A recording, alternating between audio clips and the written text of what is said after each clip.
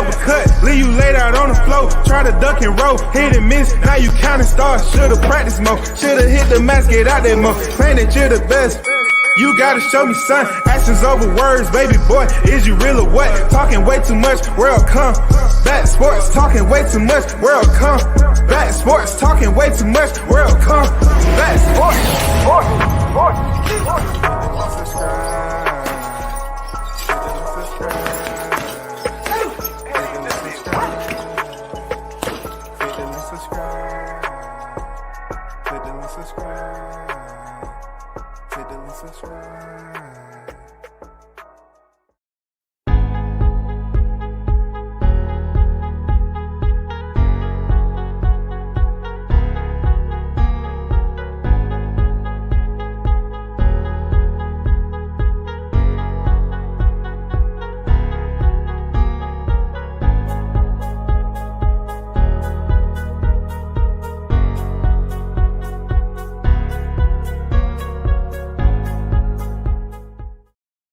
Once again, you're tuned in to World Combat Sports. Hey, big thanks and salute to everyone who tuned in to the channel. Appreciate you. And also big shout out to those who are in the workforce, man. Getting it in, you're not there earning $1 for themselves and making a living. Hope you're in the best of health. God bless. And you're looking at the title, right? You know, I was here thinking, you know, what is in store for us in 2022?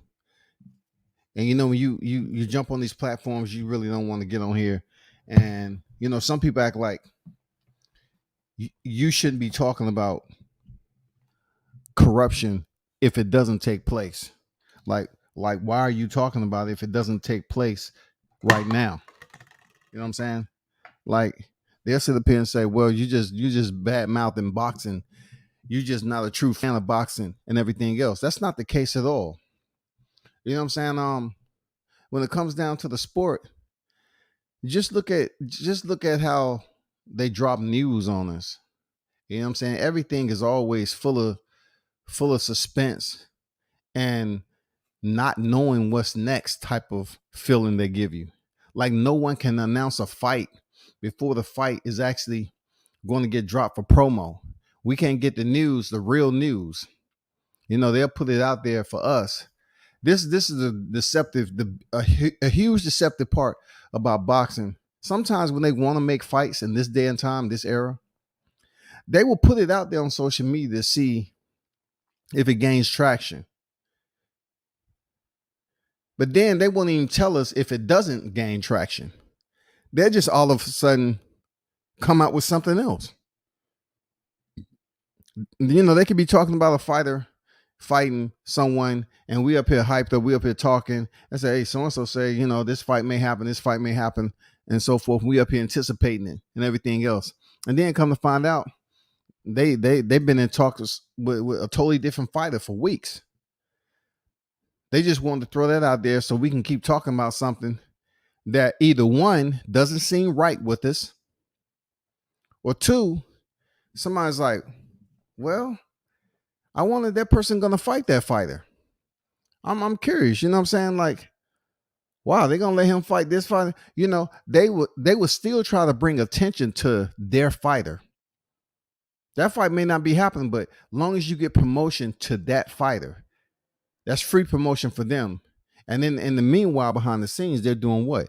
They're going over and making a fight somewhere else. But a huge tattoo on boxing has always been the black eye that it wears around. You know what I'm saying? When it comes to the big C word, corruption. And we have some big fights that can possibly happen in 2022.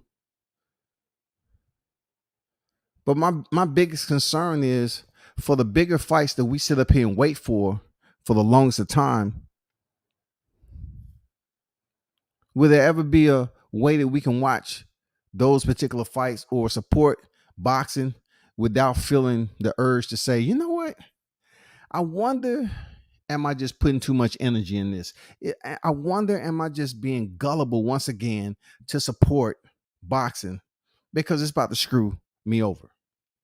It's about to screw a fighter over, because outside of boxing, you have the fans who bet on the sport. And then you have the fighter themselves that go through fight camp and put in all this effort. And it's a lot that we don't know behind the scenes, but they end up being screwed over. You know what I'm saying? I wonder, is the sport capable? Does it have any honor within its constitution, within its system, to not screw fighters over? Is it possible? You know what I'm saying? Is it something that is reachable for us to come up with a sport that's clean enough not to screw these fighters over? I don't know. I don't know, Shouty. To be honest, I don't know. We here on deck. Salute to you, my brother. Appreciate you pulling up. Seawood, what's good? Salute Seawood on deck.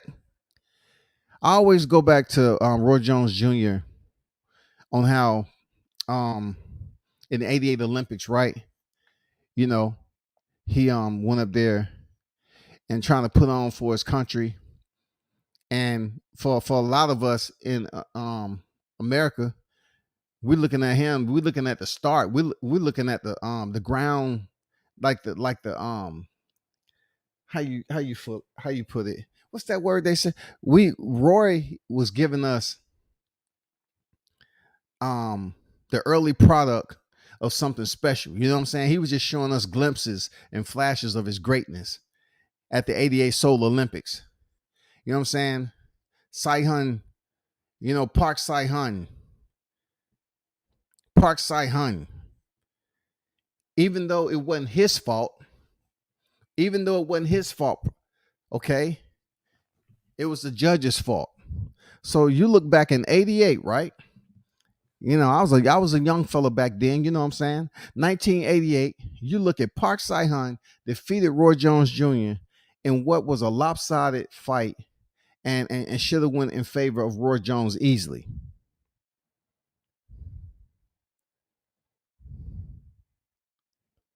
Easily.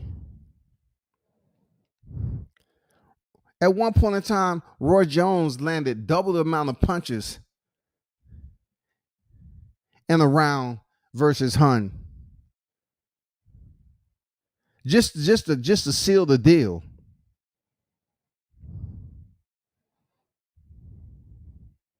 Just to seal the deal in the final round. He didn't take no time off. He knew what was up probably. I don't know if anybody was telling him like we hear the ringside today, Floyd Mayweather telling Gervonta on the unofficial scorecards, you're down. I don't think you're able to do that in the Olympics, nor do they allow you to free flow, but I wonder if anybody knew what was in store for Roy. But I consider that, real talk, I consider that one of the worst robberies in boxing. Boxing just doesn't take the stage on the professional level. I'm talking about boxing, from the amateurs on up to the professions, primarily the professions. But I'm just saying, like I'm making I'm putting out there a reflection of Roy Jones, one of the guys who was robbed, should have had a gold medal, thought about quitting the sport. And you look at the big names who went on to be great that was robbed in the Olympics. You know what I'm saying? Even Floyd Mayweather. He was emotional about being robbed. Roy Jones Jr., he was emotional being robbed. They put all this time and effort and hard work and sacrifice, and then they go up there and get robbed by people who don't even give a damn about the sport. They give a damn about their pockets. Bruce Goes, Boxing, Jazz, and more on deck. Salute to you. He say, salute, Scotty, my brother at World Combat Sports. Salute to you. Appreciate you pulling up, OG. Bruce say Roy wouldn't leave the ring. Look, if I was Roy and I just went through what I did, I'm finally able to cross, that championship, that gold medal championship. I'm finally able to cross over, because from here I'm going over to the professional ranks. But what I'm taking over there is a gold medal. He knew that for certain.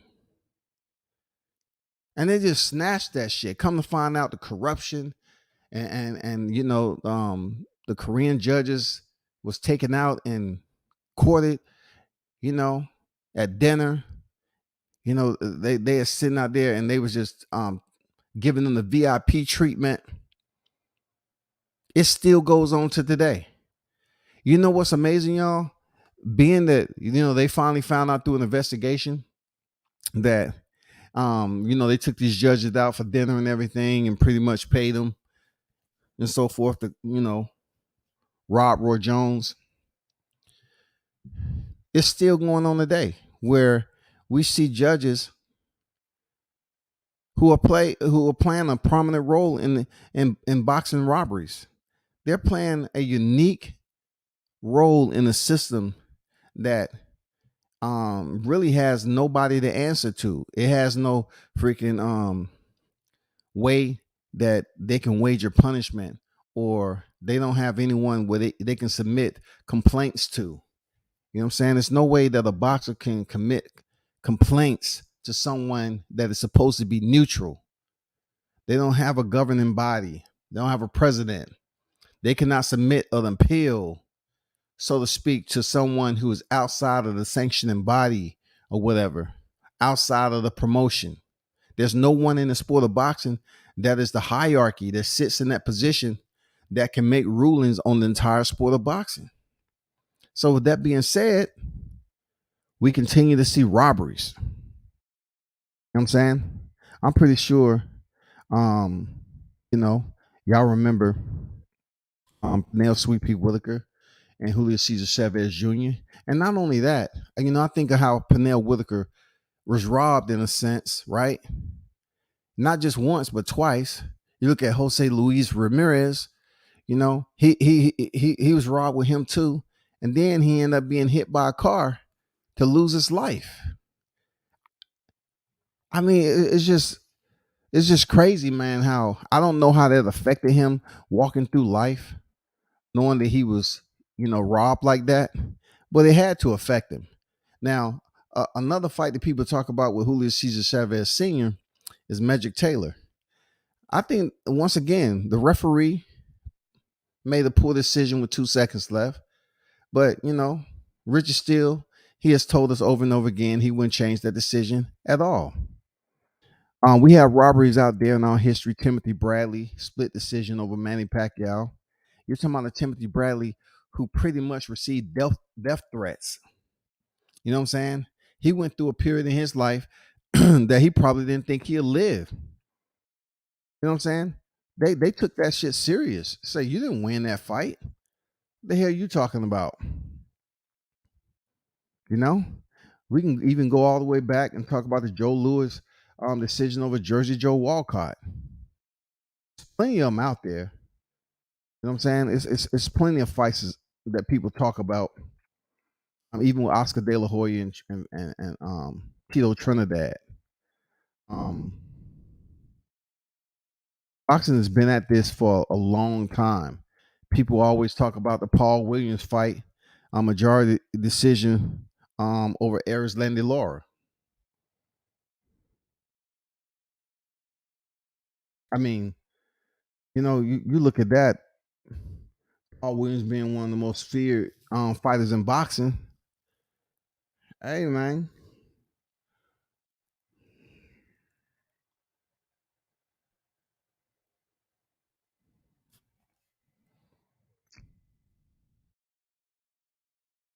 Hold on for a second. I'll read this text.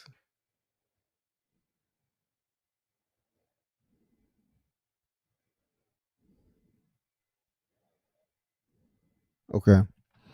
Yeah, they talk about the Paul Williams fight all the time over Erislandy Lara. You know, and they always try to compare Erislandy Lara as if he had the opportunity to beat Canelo, and it should have been that way. I mean, this has been going on for quite some time, y'all, with boxing. When is it gonna stop? When is this shit gonna stop, bro? Like, when are we gonna be put in situations where we feel a big fight is coming up, and it turns out that we can see what's going on? First of all, let's give the layers on how corruption is. Okay. First of all, the corruption starts with the promotion. All right. You take the promotion, then you take the fighter who's fighting for the promotion. That fighter being whoever's the A side. All right. Next, we take the judges who are hired by the promotion. Whoever hiring the judges, they're hired by the promotion. These judges are being paid each fight. They're being paid very well. So of course, these judges want to continue to get hired. So a lot of times you have judges who absolutely, if the fight is anywhere close to form, that they can give it to their fighter, even with a little controversy, they will try to do it. They would try to do it. So therefore, they'll try to appease the promoter, and they'll pretty much try to favor their fighter. And to be honest with you, the judges are a distinct dynamic to boxing corruption. They are the dynamic players in boxing corruption. The judges. The judges are the premier players in ruining fighters' lives. You're probably saying to yourself, well, if the promoter is hiring these judges, this, that, and that, listen, the judges' scorecards are the one that have been a part of history for the wrong reason. They have put numbers on those scorecards that doesn't even make no sense at all. And what happens? What happens to the judges? Are they banned for life? Are they sent home with pay? Yeah, possibly. I never really heard of judges being sent home and they're not getting their paycheck for the night or whatever. You know what I'm saying? I just know the judges are a group of individuals who are distinct influences who have ruined boxers' lives. And the judges are the premier unit in boxing that's involved in scandals and corruption. But that one attachment that the judges have that can kind of give them the influence if they need to, kind of sway a little bit here and there, kind of slow the pace of the fight, kind of change the rhythm of everything, and that is the referee. That is the referee. The referee can be the slime ball of it all. He's dressed for the occasion. He looks the part, but in reality, he's doing some sleight of hand type shit in the ring. We've seen where a referee can pick up the count or pretend like he's picking up the count, but yet to the beat of his rhythm and pulse, he's not counting in sequence as if you would if you was watching the clock or you trying to count in with a timepiece. They don't do that. They're using their human thought on what they're counting. So we all seen where you can actually look at something and it can cause you to be distracted just a little bit. I'm pretty sure a referee goes through that process when they see a fighter that's knocked down and they're supposed to be counting. They're supposed to be picking up the count. But check this out. It only takes a small, minute window for the referee to extend the motherfucking count. It only take a little small, I'm talking about a minimal window, because they want to be all theatrical with the hand and show the crowd that they're counting. But everybody doesn't have the same arm and hand speed, so to speak, the arm speed rather, to put the count out there correctly. So if you count 1, 2, 3, 4, 5, but yet a referee picked up the count 2, 3, they're going in rhythm with their hand. 4, they're showing the crowd they're counting, but really it's almost like 2 seconds per one, 2 to 1. It's almost like 1, 2, but they're giving you rhythm. They're giving you a show. They're giving you theatrics. Also, the next bow tie that a referee wears into the ring of corruption is not penalizing the fighter. You know what I'm saying? Allowing a certain fighter to get away with certain moves or so a certain type of action that's considered fouls in boxing. So they seem to overlook that and look like, oh, what? They act like, oh, what are you talking about?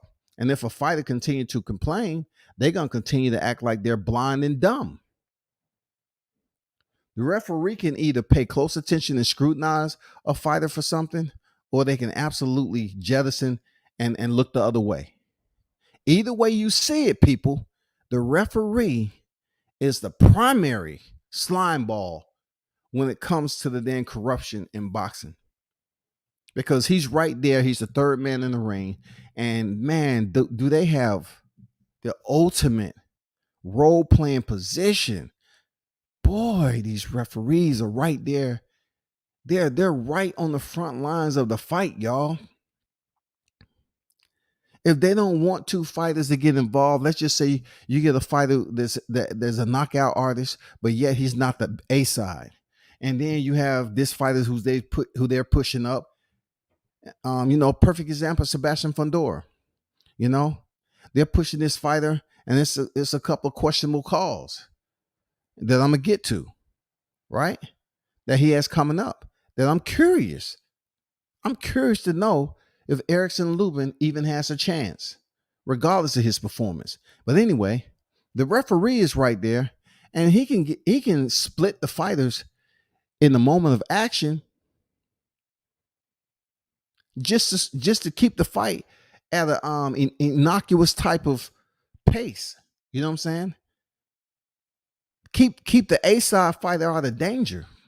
Never allow them to engage. Let's just say the A side fighter is the one that lacks the more power, lacks the skills, but he's the A side. He's signed. He has the support of the promotion. The referee is the one that can sustain and moderate all of that shit. They are the ultimate.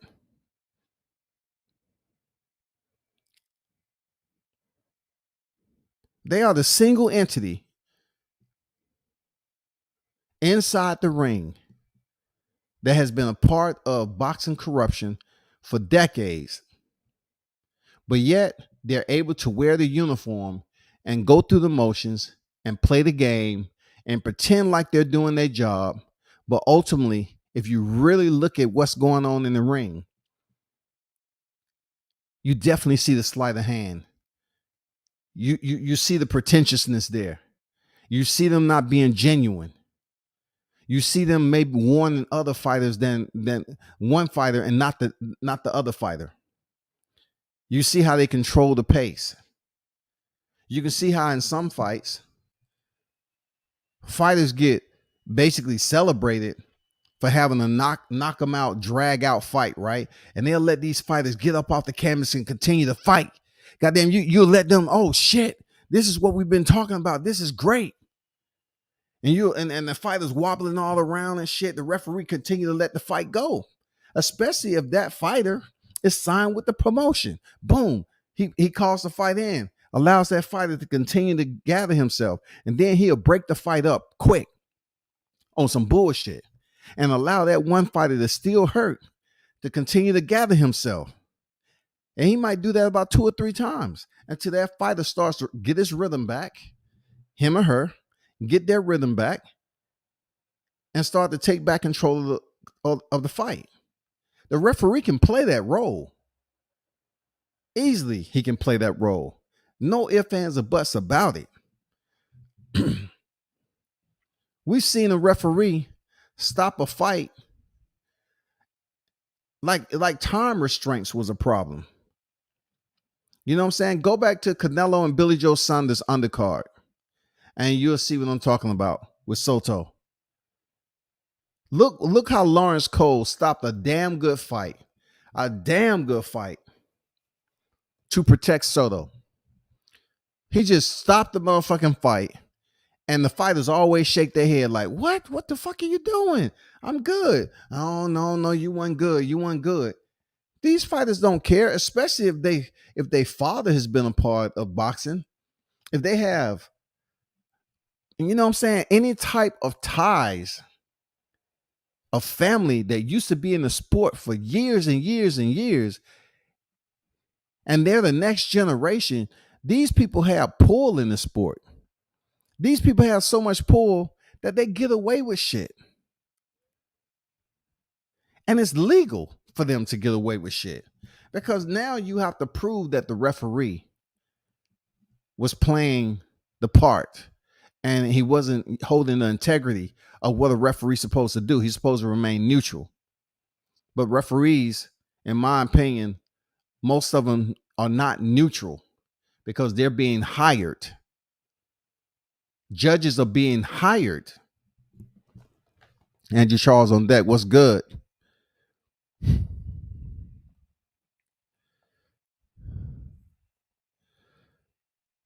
King Mitch on deck. Mr. Pass on deck. Salute.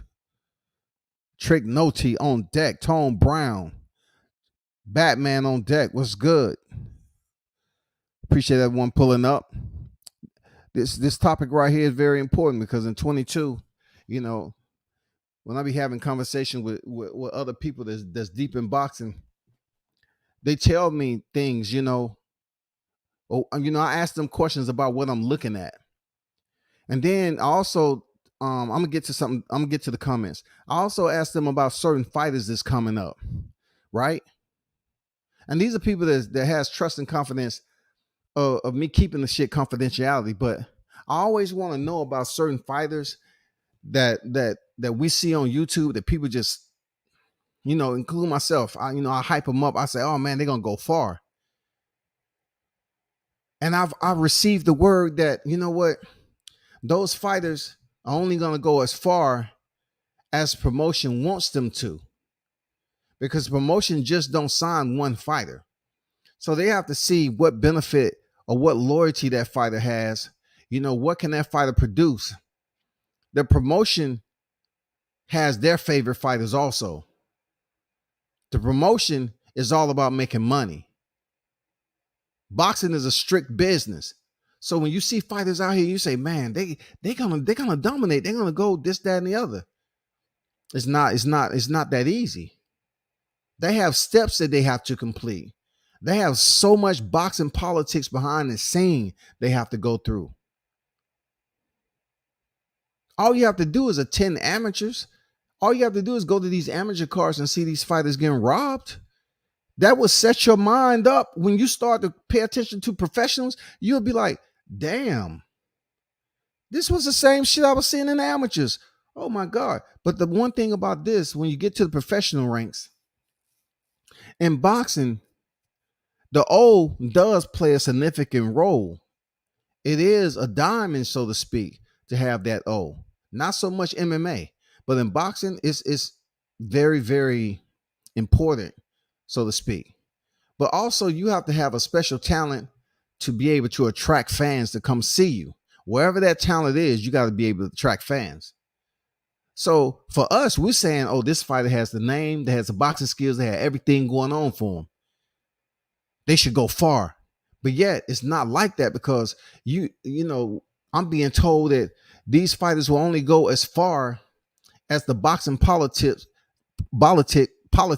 allow them to go.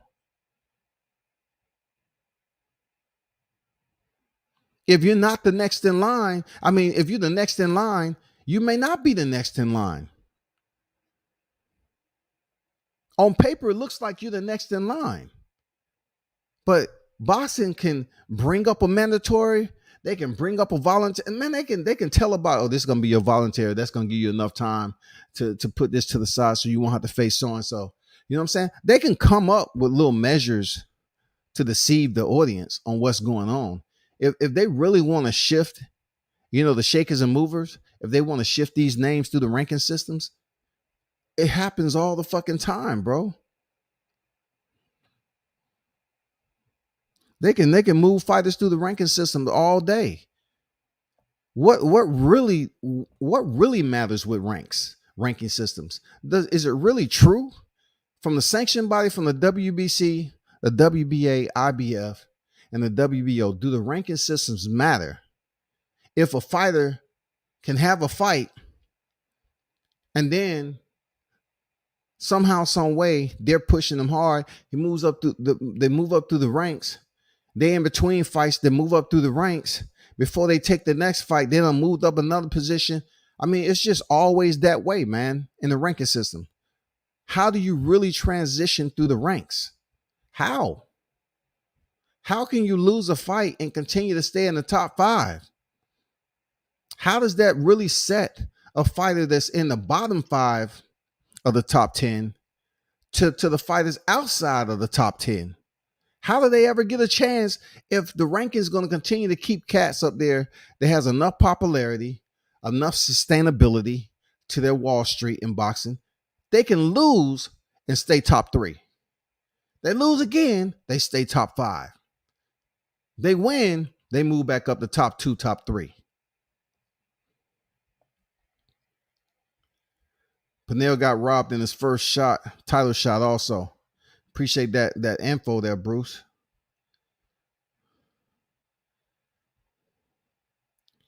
Well, I would say this. I would say when it comes down to what's more corrupt, that's a very tough question, very solid question. I would say amateurs, Bruce. And the only reason I'm saying amateurs because it happens so easily. The fighters don't have a name, and it just seems like they're gonna swing that hammer regardless, with no sensitivity. You know what I'm saying? No sympathy. They don't give a fuck. You know what I'm saying? I would say the amateurs because it's the unknown. It's fighters that may be doing the damn thing, looking sharp, look like a future star, but no one really knows them. And the amateur record, it is what it is. You can earn losses on the amateur. You can have multiple losses, but when you turn them to professional, that's when you start getting paid.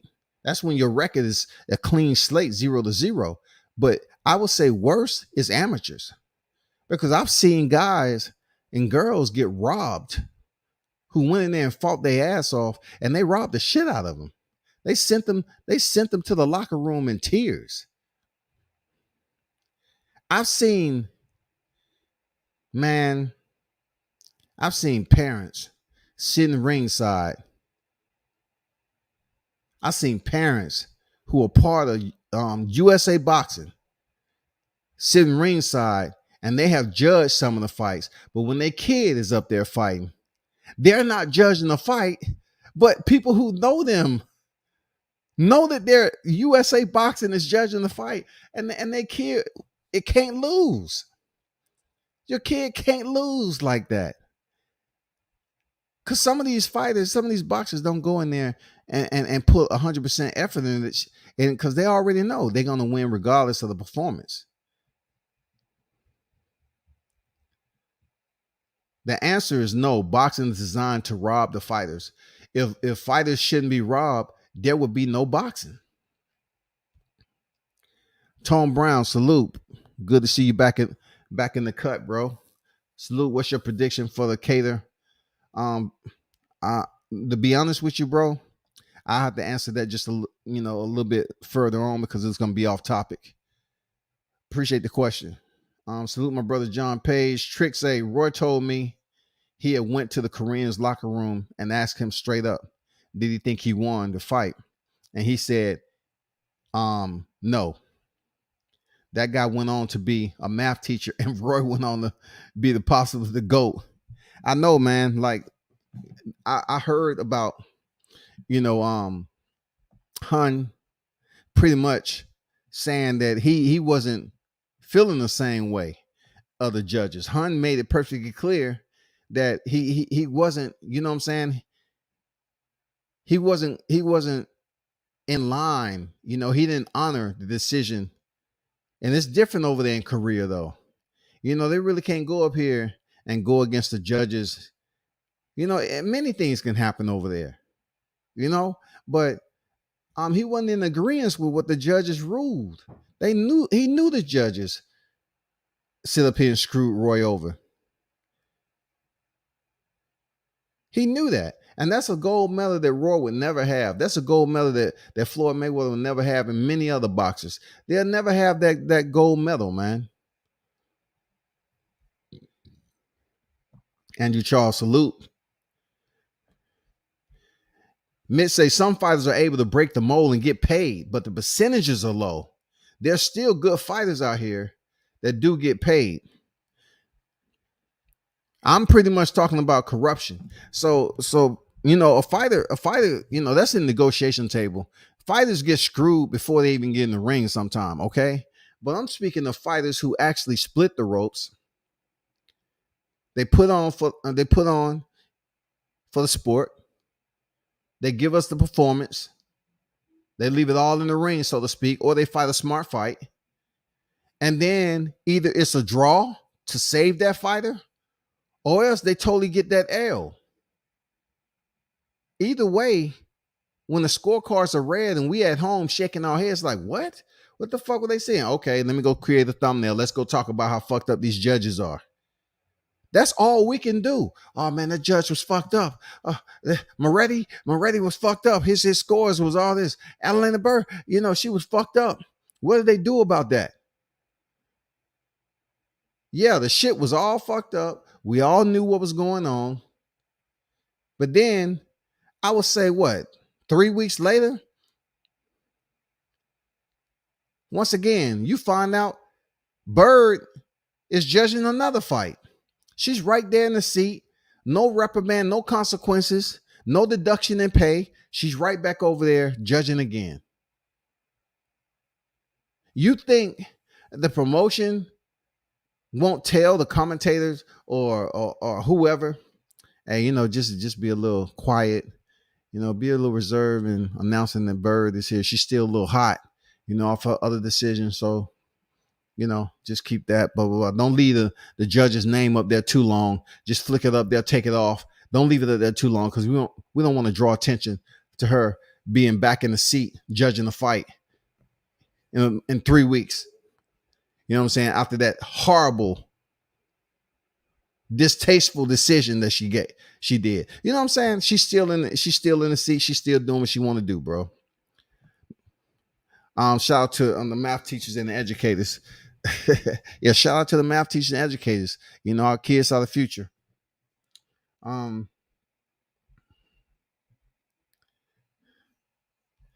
I'm not calling that fight tonight. You talking about the Joe Smith? No, I'm not calling that fight tonight. To answer your question, Jay Ocho on deck, salute you pulling up. B in Boxing News. Bruce Gold, what's up? Bruce, you have too many words in your name now. Shit, Bruce said, I'm gonna put it up there for everybody to see. Everybody. At Batman, I see a lot of people out here hoping Mr. Gary Russell lose, using inactivity to hate.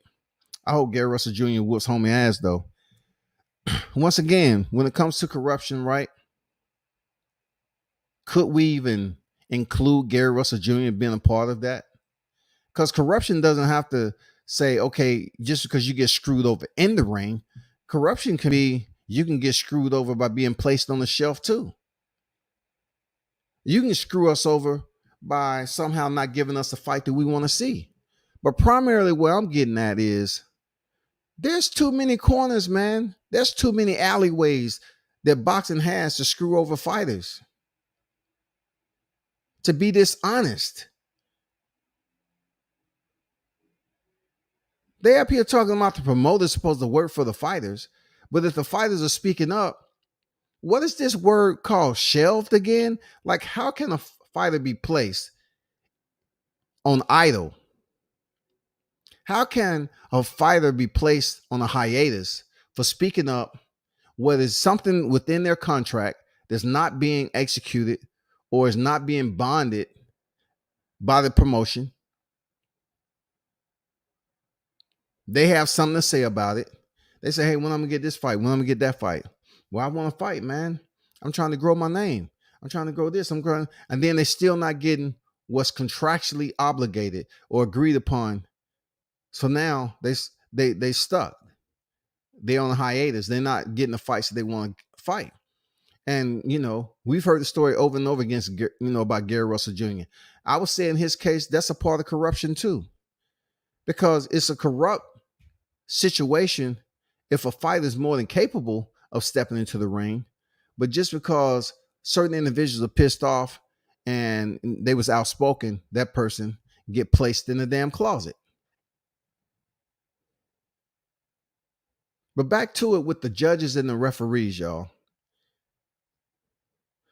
I'm not going to sit up here and tell you all whether or not to support boxing. I'm just telling you, when you get all hyped up for a certain fight, just really analyze it. We shouldn't have to analyze the sport like we do, but we got to. Looking at all the robberies that we've been a part of in history, we have to analyze and zoom in on the promotion that's throwing the fight. We have to look at the two fighters that's in the ring, who's potentially going to be the A side or B side. Pretty much, if that A side is being pushed hard, does the challenger have enough skill set to defeat the A side, even if the referee is inside the ring? Does he have enough? Are they a tough enough challenge to go in there and earn this victory, regardless of the referee's presence and regardless of the judges? So we have to ask ourselves questions. We have to question ourselves over and over again. We have to assess this shit over and over again. Okay. And then if it comes up to the results that you're looking for, then you have to see if it plays out in that perspective. If you're clearly looking at a fight and you see one fighter who has done enough in the eyes of majority of the individuals is watching it to include yourself, and then they come back with different types of scorecards that's not even close, where the corruption goes into calling the fight a draw instead of handing the win over to the opponent who actually, the B side, who actually got the job done. You know why that's corruption? Because now you put a loss on the A side's record if they supposed to be that boxer. Now they have a loss. But a draw, a draw gives you those nice, cool colors, that baby blue with that D in the middle. You know what I'm saying? It's really not one of those aggressive colors that you look at. It just got, that baby blue with the white D in the middle. No one really pays attention to it. Like, oh man, they got a draw. Where's that at? Oh, okay. It's kind of harmless, But when you see that green and red, we definitely separate what that is. Win, loss. Just what like people was talking about Jermell Charlo and Brian Castano. Boxing fans, we get so delirious. We'll watch something play out and say, you know what, so-and-so should have won. But if you're rooting for Jermell Charlo, you're gonna act like, well, he got a draw. I'm happy with that. But who did you think won the fight though?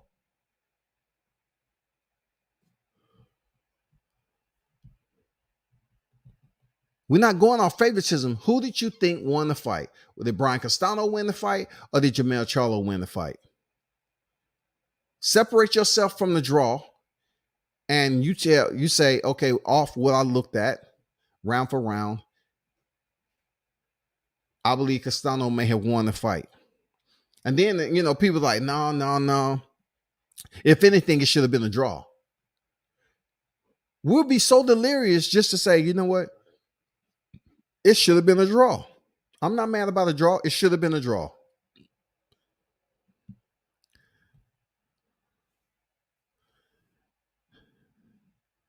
At Trick, no, it doesn't come up in red no more. I'm blind anyway. I can't stand when refs take fights out of their rhythm. That's another thing. Andrew just mentioned referees taking fighters out their rhythm. That's a part of corruption too, because you're pretty much slowing down the pace because you have ulterior motives for a certain fighter. You've already been spoken to. They've already taken you out to eat. You pretty much know and understand what is going on. You know what their expectations are. So when you slow the pace of a fighter, you're pretty much disallowing his opposition that may be coming on strong to keep that momentum, especially if they hurt.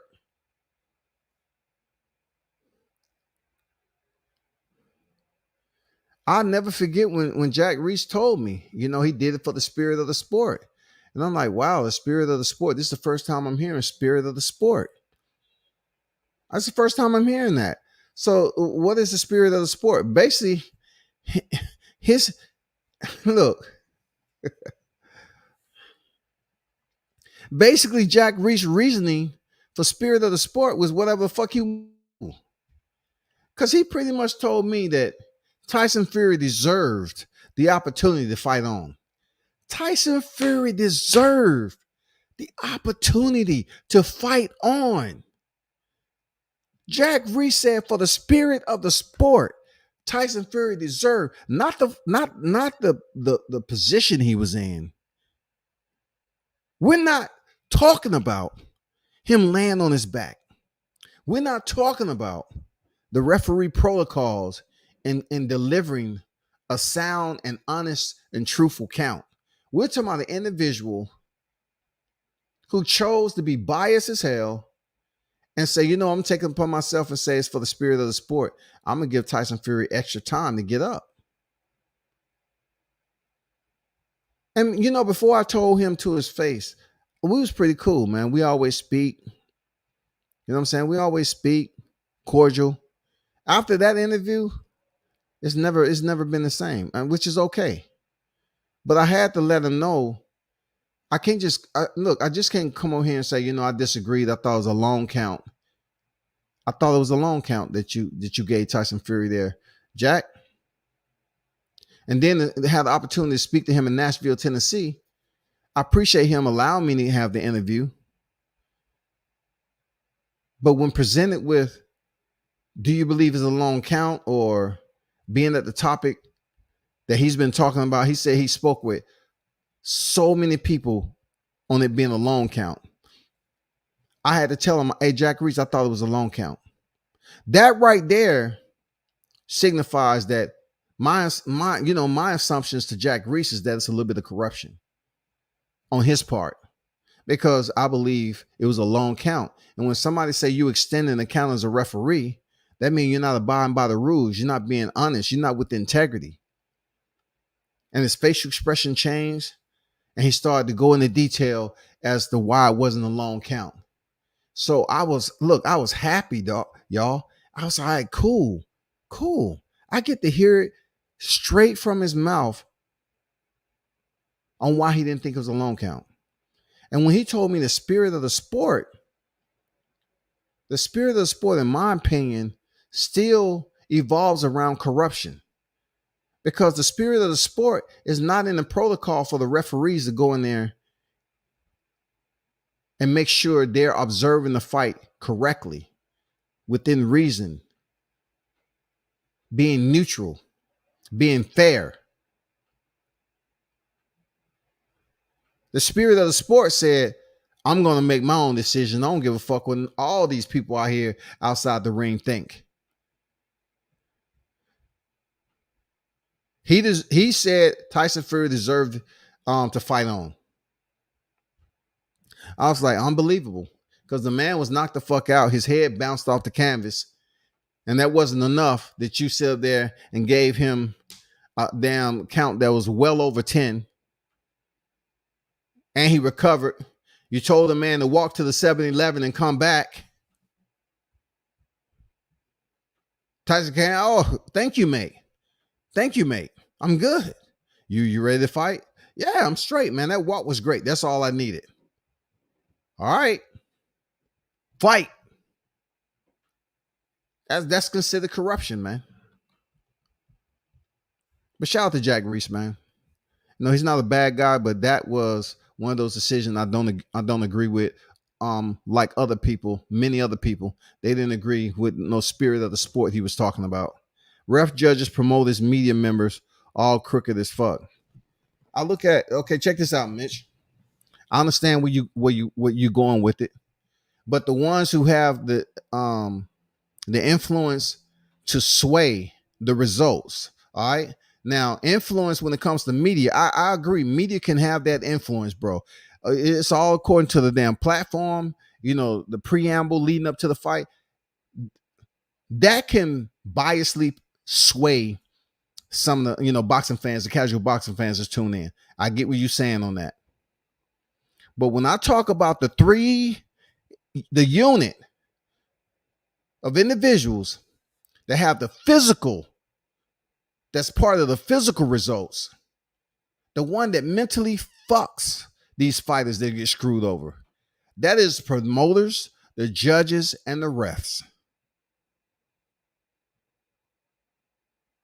The judges and the ref are the key unit to everything. The promoters already know. They're, that's the umbrella for which you're fighting. They're already, they sitting back and understanding, I did everything I need to do. It's how the judges judge the fight.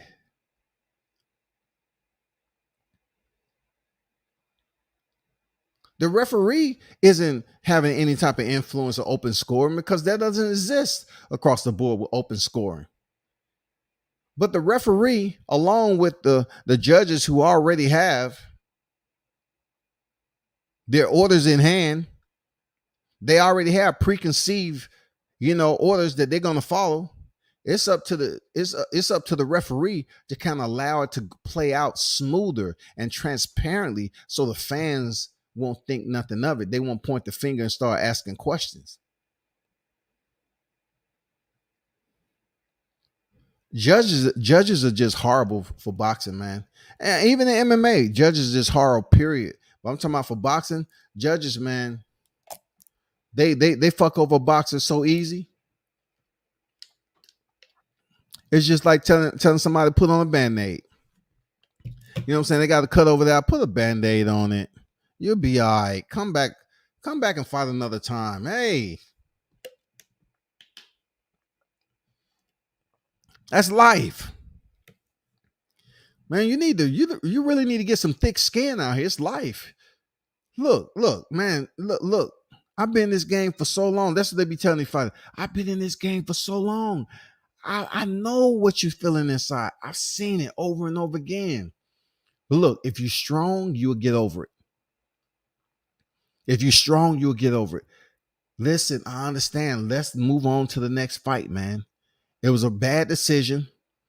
One loss ain't nothing. All right, you can come back from that. One loss isn't the end of the world. These same motherfuckers, 5 losses is not the end of the world, God damn it. Are you getting paid? Okay, then don't worry about, what the judges are doing.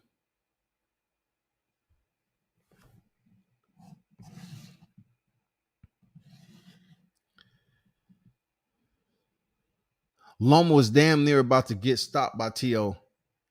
The referee said, hold up for a minute. Man, y'all find moments in boxing that corruption was absolutely standing there at attention. Drop it in the chat. Drop it in the chat. Because when it comes to Lomachenko being assisted, people ain't gonna never believe that shit because they think he can't do no wrong.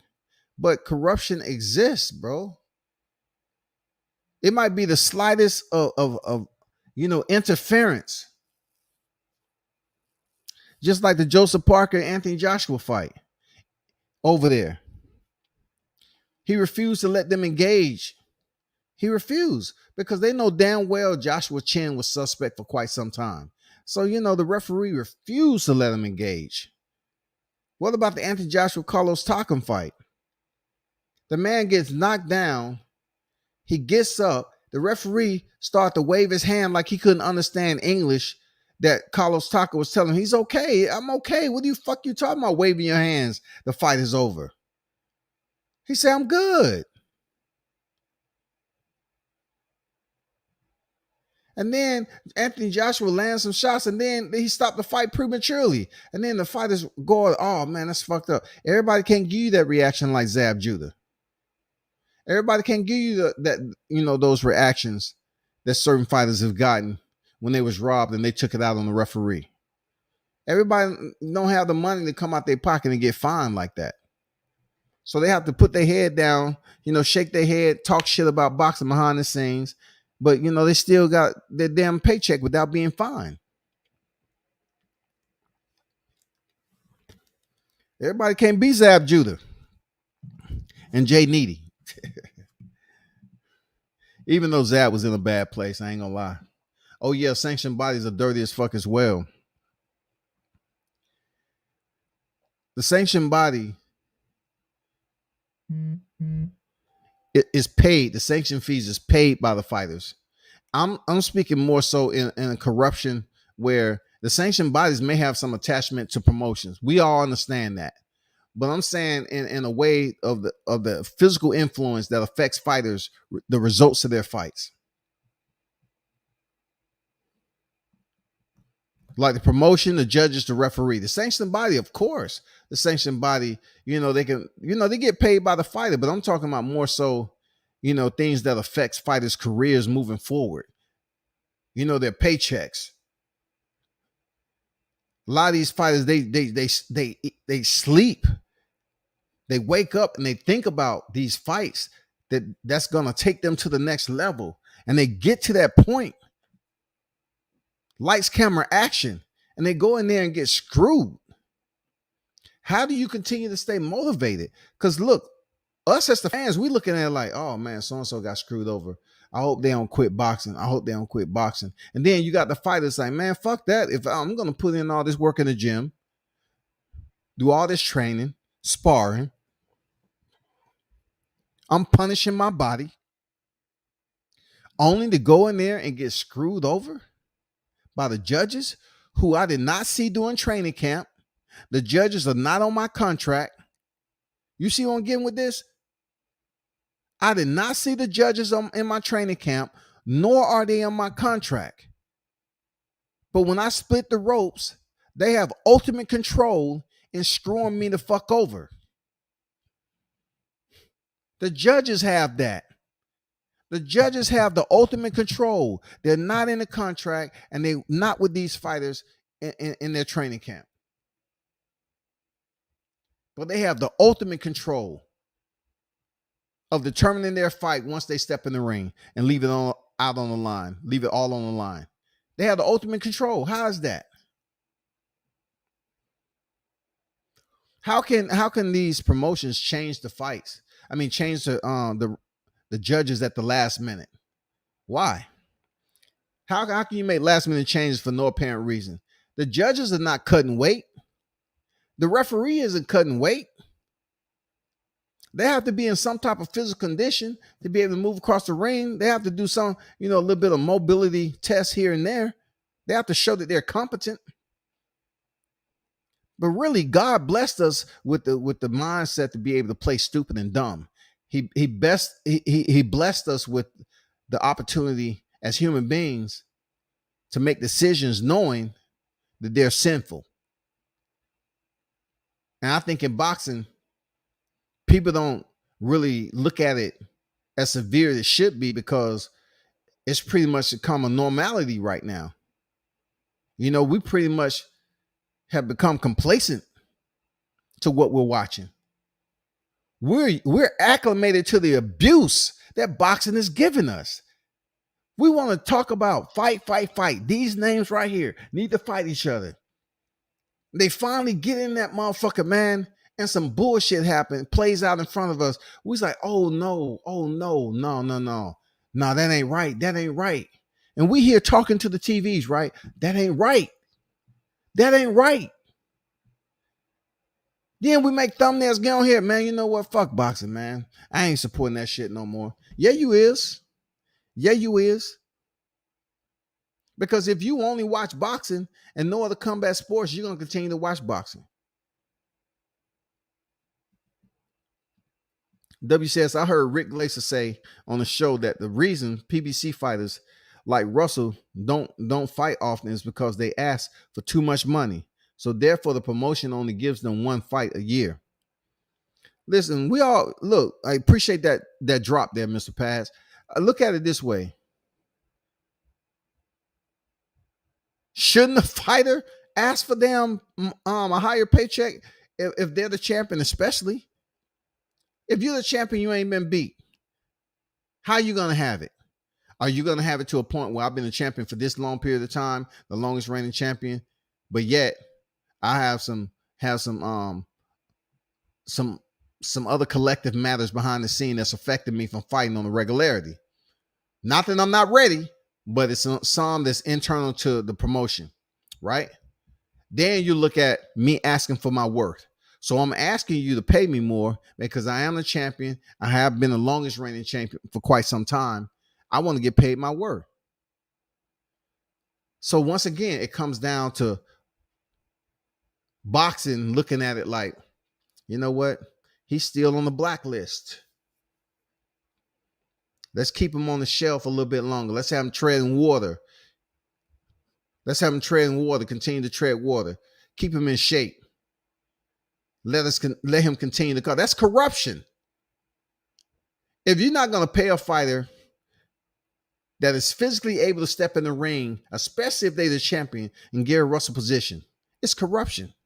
You're pretty much denying that man to make a living when he is one of your champions in the sport.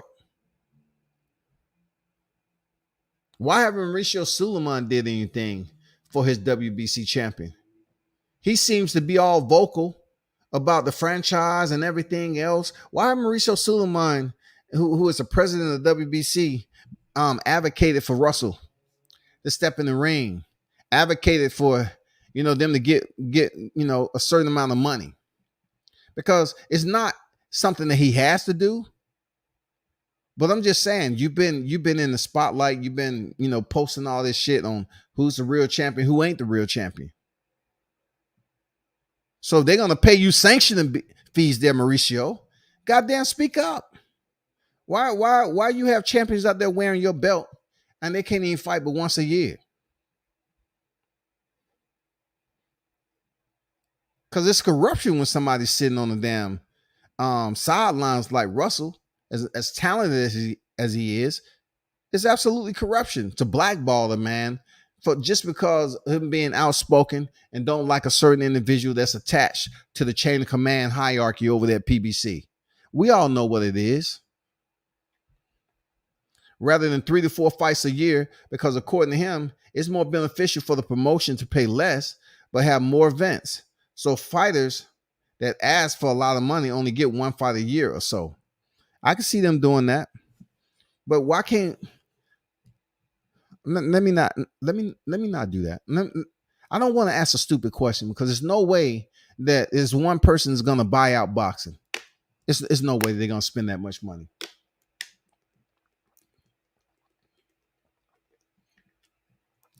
How can you buy out boxing? You can't buy it out. You want to talk about corruption? If somebody wanted to damn so-called monopolize the sport of boxing, organize it, put stricter, first it has to be regulated. That's first and foremost. If we can't get this, it's nothing we can do. It's certain things we really can't do except talk about it.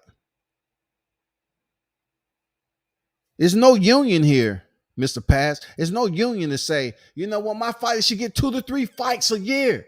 Let's go. Come on. We're filing paperwork. We're advocating for my fighter. He should fight 2 to 3 times a year. Why is he only fighting once a year? He deserves this money and we're giving you the paperwork. Nope. Corruption says you get paid what we feel that you should get paid. Unless we feel that you're the one, you know what I'm saying? You're that special fighter. You are the golden child right now. We're not going to give you any type of damn, favoritism like that. We're not going to satisfy your wants. We're not going to satisfy your wants. We want you to continue to plea and beg and until we get around to it. Showtime, Shaw News on deck. What it do, man? It's sad that part of the game shaking my head. It is, man. Shout out to Jahad Tucker, man. It's going down. You know what I'm saying? Shout out to Jahad Tucker. It's going down tonight, bro. You know what I'm saying? on that undercard. Warrior still, grinding it out, man. There's gonna be a day when he gonna look back at this shit and he gonna be like, man, okay, I understand where I came from. It's been a long journey. Don Dollar said, yes, no, one batted the eye at Brian Castano being robbed, but the world erupted when Valdez got the win against Robson. Consaseo. What's his name? Consacao? Consacao? But anyway, Robson, right?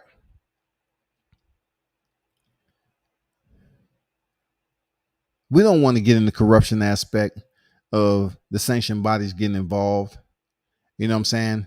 With that particular deal. That's a part of the corruption that it would be better to have a panel of individuals that can remain neutral enough just to speak on that. You know what I'm saying? Because for him to pop dirty, him to, win the decision against Robson.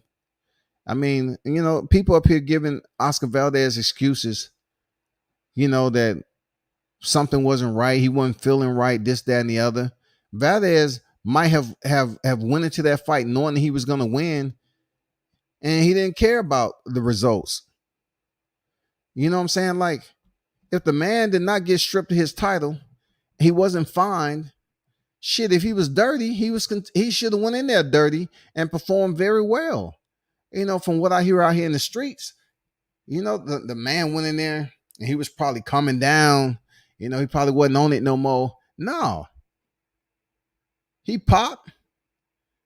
Mauricio Suleiman pretty much advocated for the man, didn't give him no punishment. And Oscar was still able to fight. And they gave a damn fucked up victory to Oscar Valdez, and they really don't care what you think. Once again, the judges don't give a fuck about what we think. Them judges don't see us. Like, we barely see who. Look, have you actually seen the faces of the judge up close? Like, when you go to a fight, are you looking to see who's judging? No, they're sitting there at the ringside with their back to you, and you really ain't paying attention unless you have that long range lens like I do, and I can zoom in on motherfuckers' grill and look at them and certain things is going on in the fight. I'm telling you, man, I ain't gonna lie. I mean, I ain't trying to give away all my shit, but I pan the area. I look at certain expressions if I can get from certain teams, judges. I'll be looking at the referee's expression and shit, doing certain activities abouts. I just want to see what's going on the stage play. I just want to see all the actors and what's going on with their facial expressions. They talking to somebody. But we never pay no attention to the judges. We don't even know how they fucking look, really. But they play important roles, man, and fucking fight is over. Mel versus Castano was close at least. That fucking Rolly versus Marinez was totally bullshit. And you're absolutely right. I just thought Brian Castano did enough to win. Now, one thing I say about Mel Charlo, man, he will give you that dog. But, you got to have different gears. They got Derrick James as a trainer. I'm just not impressed because I'm looking for different levels. I'm looking for another level. I know I'm not the trainer or anything, but I just felt that a draw, that fight wasn't a draw. So boxing, tighten up and the bow tie adjusted, make sure it's straight, and get and hand over those scorecards, and they make it, they make the scores read what they want, and they get the oohs and ahs from the crowd, but they don't care.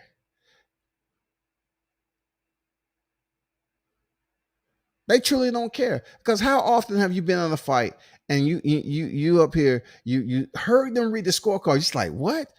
You heard them read the scorecards, but yet you didn't look for the judge.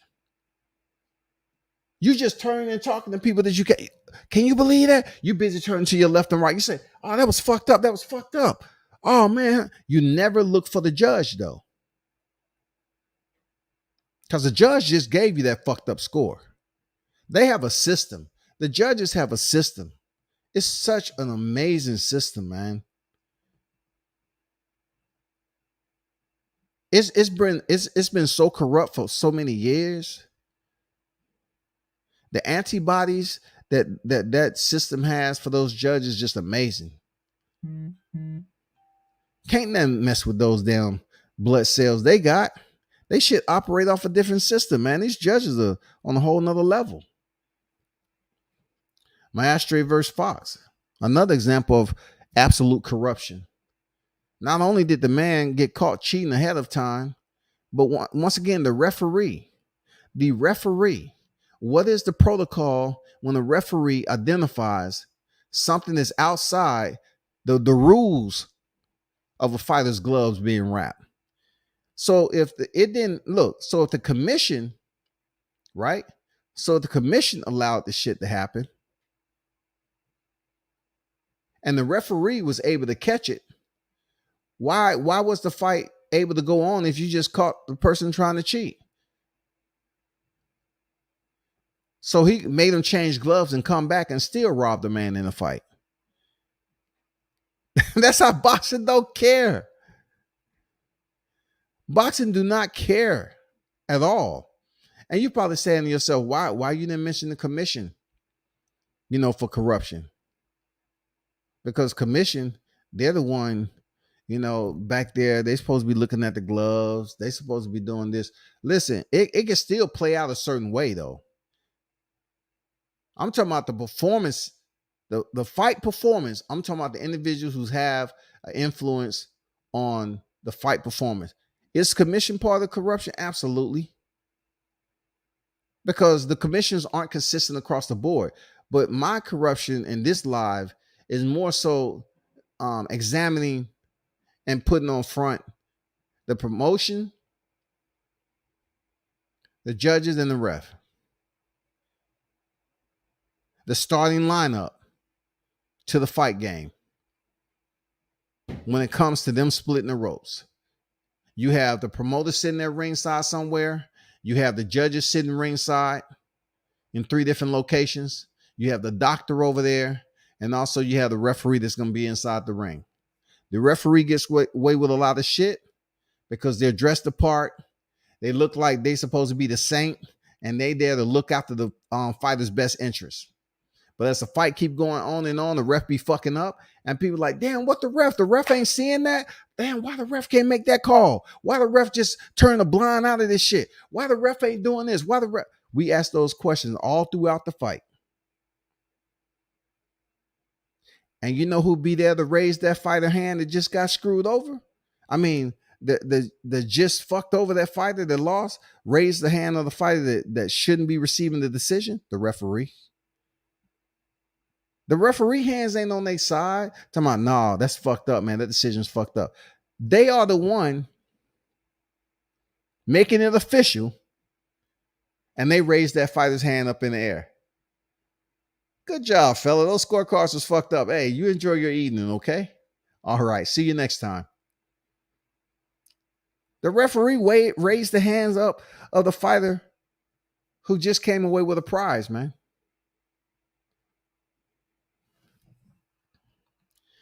If a fight is 7-5 and they call a draw, that's understandable.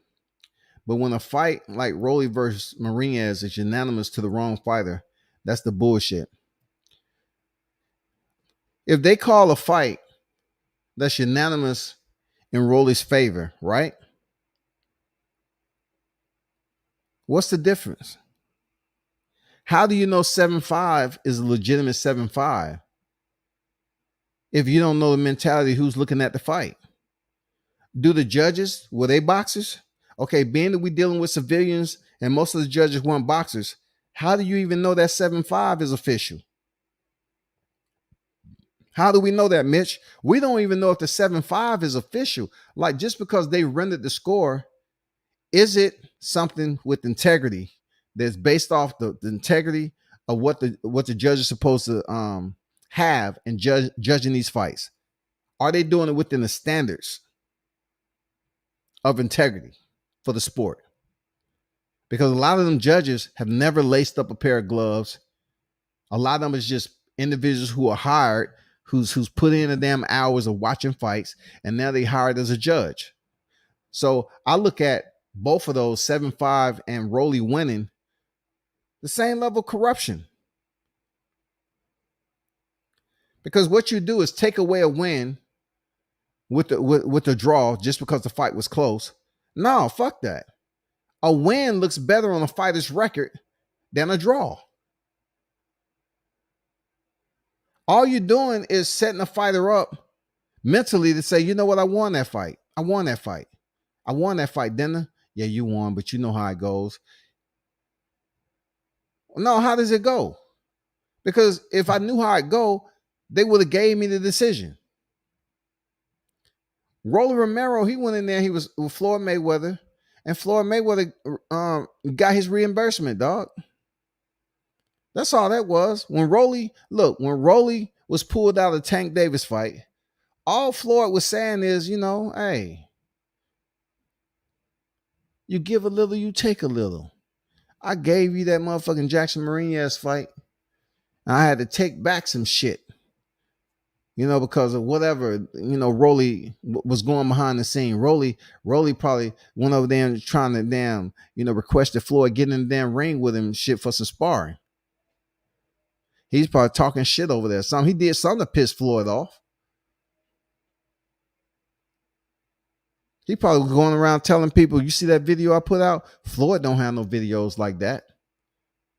Floyd don't have no videos like this. It's a reason why Floyd fucked him over. Floyd went into Connecticut, seen Rolly get outboxed, knowing what the damn results was going to be. This wasn't no average fight. This was for a title. And they screwed that man over. But yet you still have people up here talking about, nah, man, Rolly won that fight. All because they don't know the other fighter. They didn't know Jackson Martinez. They didn't know the dude. They know Rolly, though. So being the fact that they know Rolly, they're going to say, nah, man, I think Rolly won that. It don't matter how close Mel versus Castano was. Castano was robbed of history. And what makes it worse, it was in Texas. In Texas, proved my point again, Dundada, about corruption. You know what I'm saying? Hold on for a second, y'all.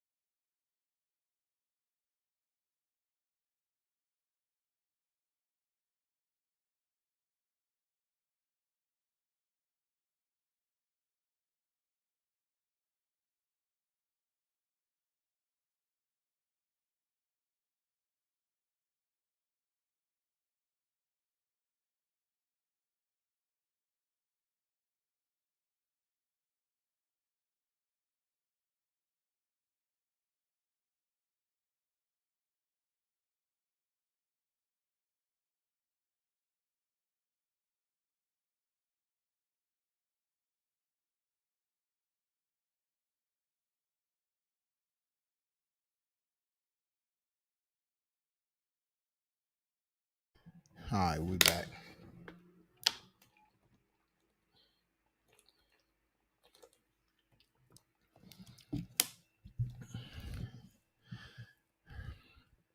Getting back to what Dundada said, right? About the fight being in Texas. I truly thought that Castano won that fight. Now, you get on here and certain black media want to say, oh, Charlo won that. So how are we supposed to be honest with ourselves? You want your audience to know that you're a liar? And you willing to just fabricate easy, simple shit and force them to believe it? I really don't want subscribers like that. Like I don't want subscribers who agreeing with something that is dead fucking wrong just because, Mel Charlo, they wanted to put up there as being a fighter from Texas and he was black, so we should automatically say he won. I mean, I didn't think he did enough. I think it was a damn good fight. A part of me saying, okay, Charlo should have that same tenaciousness like he did Tony Harris. Like, he came in there with the eye of the motherfucking wolf. Seriously. Jamel Charlo was zoned in. You couldn't say shit. Man, he was on a whole nother get that title back. He was on a whole nother stratosphere when he came back in there with Tony Harrison on the rematch. But one way to stop, and sometimes it don't even work. One way to stop it from going to the scorecards is a knockout. Sometimes you knock a fighter down and the referee do a long count and give the fighter time to recover. You're saying, what? This motherfucker he was out, dog. Why the fuck is he still standing in front of me? Or you beating a fighter ass and the referee refused to stop the fight. That's corruption, man, because they're allowing that fighter to have an opportunity. Hopefully they recover. I seen a fighter that's popular in NYC. He was getting his ass beat. I really don't want to go damn just dumping shit, right? I seen a fighter in NYC. I was getting his ass beat. And for his opponent, man, he could have went back home and said, yeah, I did it. I beat so-and-so. And he would have got some little praise off that because that fighters, have hype. But he clearly lost that fight. But all because of his name, and people pushing him fast and all this other shit, they gonna continue to overlook the fact, just like Sebastian Fundora. Sebastian Fundora has a tough fight coming up. But I have seen corruption with them giving Fundora fights. I'm not saying he's a bad guy. I'm just saying with the sport of boxing, they've been favoring Fundora in two of his fights where he should have had losses. Now you get Erickson Lubin. Fundora is not a power puncher like that, but it's going to be up to the Lubin to come in there and fight a smart fight with Fundora because he can fight on the inside and everything. So when it comes to the corruption aspect, what does Lubin have to do? He have to make that shit cut and dry that he won that fight. Because if it's even close, like Mitch was saying earlier about 7-5, he getting robbed. Because when you talk about Fundora, the Towering Inferno, on how they pushing him, it's nothing compared to Erickson Lubin because he just don't have that star power just yet. But Fundora has a lot of people behind him right now. And you want to talk about Captain Corruption? Captain Corruption got the cape on already. They in front of the mirror. I just can't wait to this motherfucking Sebastian Fundora fight. They're up there running around, watching the motherfucker flap in the wind, running around the room and shit. I just can't wait to attend this fight right here. Captain Corruption on the job. They just can't wait to fuck Lubin over. I'm telling you, man. If these fighters generate revenue, they could fight as many times a year as they want. Effing Canelo just fought 4 times in 12 to 14 months. See, look, it's one thing about that. It's one underlying factor that stands out the most. Canelo's gonna bring the money because people are gonna support him with the money. He's a star attraction, so they're gonna support him and push him with the dollar bills.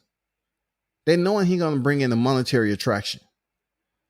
But everybody else, they may not be certain that this fighter can bring in the attraction value, bring in the consumers. So they're not willing to push them like that. But with Canelo, every time he steps in the ring, whether it be with the stock worker at Target or a ranked goddamn contender, they know Canelo's gonna bring in regardless. So they're willing to push him like that. They have faith and confidence that he's gonna go over there and people are gonna tune in. He's the guy right now. Canelo Alvarez is the guy.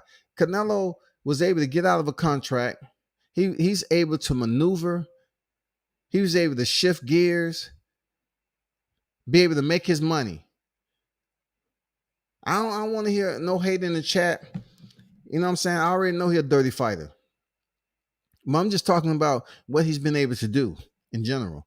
And just responding to Don Dada's, not King Mitch's comment. They're gonna push Canelo because with him becomes the paper trail. In this particular case, it's not a lot of fighters out there have the paper trail, dog. They don't have that green paper trail. All they got is footprints and shit. They just retrace their own footprints. Damn, I came a long way and I'm still broke. Boxing is crazy, man.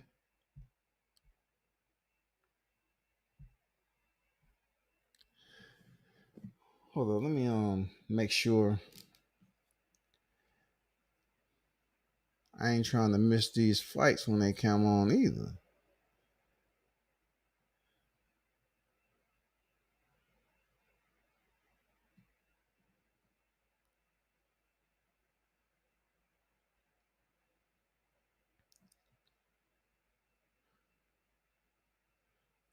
Hold up, I'm trying to set this up.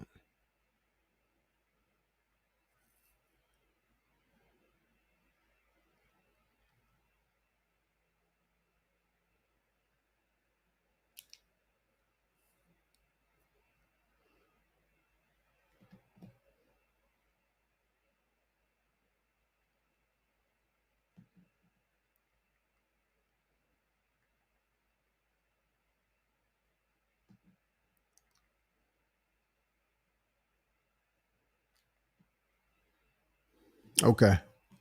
Just had to get my damn recordings, my damn recordings, right? My library. These fighters all say they want to fight 2 to 3 times a year. I don't be believing them though. It seems like once they get to a certain level, they understand why they don't fight often. Very good point, Mitch.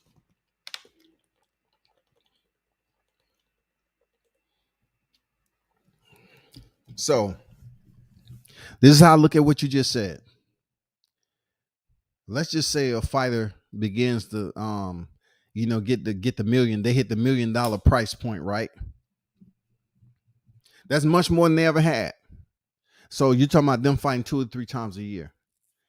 Okay, only if that fighter fighting 2 or 3 times a year is going to continue to get that million.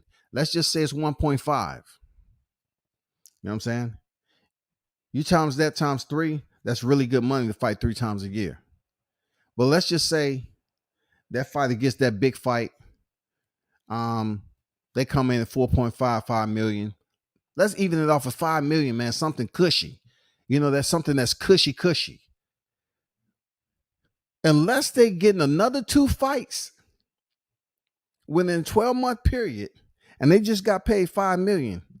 I think humanistically, the motivation might just dry up a little bit to get back in fight camp, because you're talking about not just the overlay, but you're talking about them getting outside of a fight camp, stepping into the ring, finish the fight, recover, get with their, get the call for their managers, and you stepping back in at this time. Okay.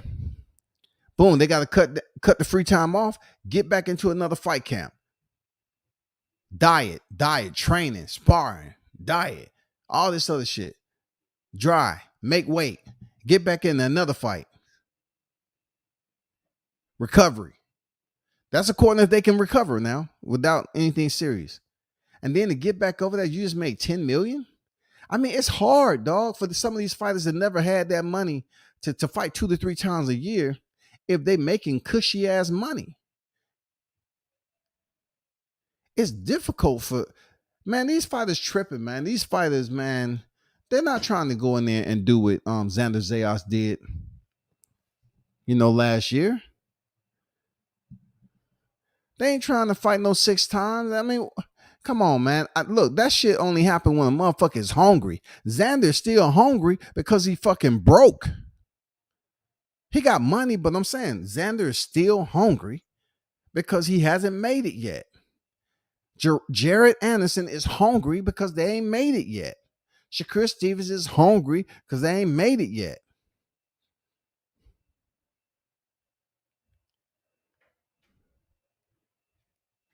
I believe Teofimo Lopez is still hungry, and he touched the lighter side of the paychecks. But some of these fighters still trying to get those paychecks. So them fighting 2 times a year. I don't know, man. It's all about what type of lifestyle they living. I don't know, man. I done seen some of these fighters walk around here. Hey, Mitch. I done seen these fighters, and I'm saying to myself, I'm having an internal conversation. I say, damn, I haven't seen your ass in the ring in a while, but you just walking around here like everything is cool. Like the weather's nice. I haven't seen you in the ring in a while. But look, I don't know what they're doing outside the ring, though. I don't know what other employment that they're attached to. I don't know if they're earning any the other source of income. But when I see some of these fighters that have been out the ring, they just like they seem like everything is cool. Most of the times, the ones that are still hungry, they always look like they on the go, like they got shit to do. They gotta lead the damn fight. You know what I'm saying? And get back in the gym. They got sparring. They look like they still on the move, dog.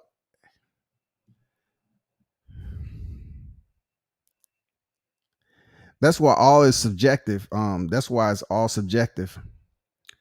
Some judges prefer body shots. Some don't count body shots as much. Very good point. Like that goes back to what I was saying about judges not being fighters themselves. Dundada just mentioned something that's absolutely is proven to be, factual in the boxing game. Certain judges will look at body shots as something that's much more poignant than someone who is just boxing using the jab, picking and choosing, their target, their punch location, moving, and just making a technical fight. Where others might want to look at the physicality of the fight. You know what I'm saying? Which fighter is doing the most work? Which fighter is coming forward? Like you can have a fighter that's pressing forward and tasting the glove, motherfucking custard pie all night. Mouthpiece all over the ring. Referee have to stop the fight to pick the mouthpiece up, and they just getting popped in the face with a jab. But yeah, you'll see a judge over there, and they'll give the rounds to the guy who's pressing the action, all because they're coming forward. They're getting popped over and over again. Oh, you can't win a fight running. You can't win a fight running. Fight the guy. The guy is walking you all around the ring. You ain't punching. He's winning around without even throwing a punch. He's Willie Pat. Willow Whisk. You know what I'm saying? You got judges that give a fighter a round just for, playing the part.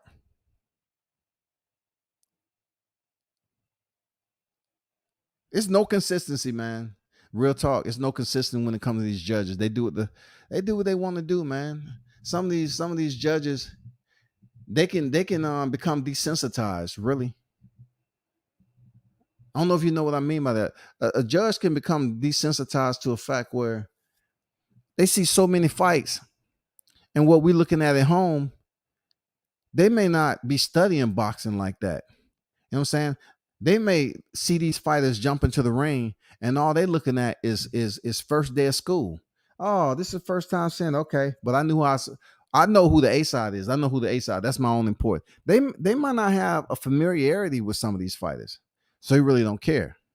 So they see all these fights over and over again, performance after performance, and really their complacency comes into play.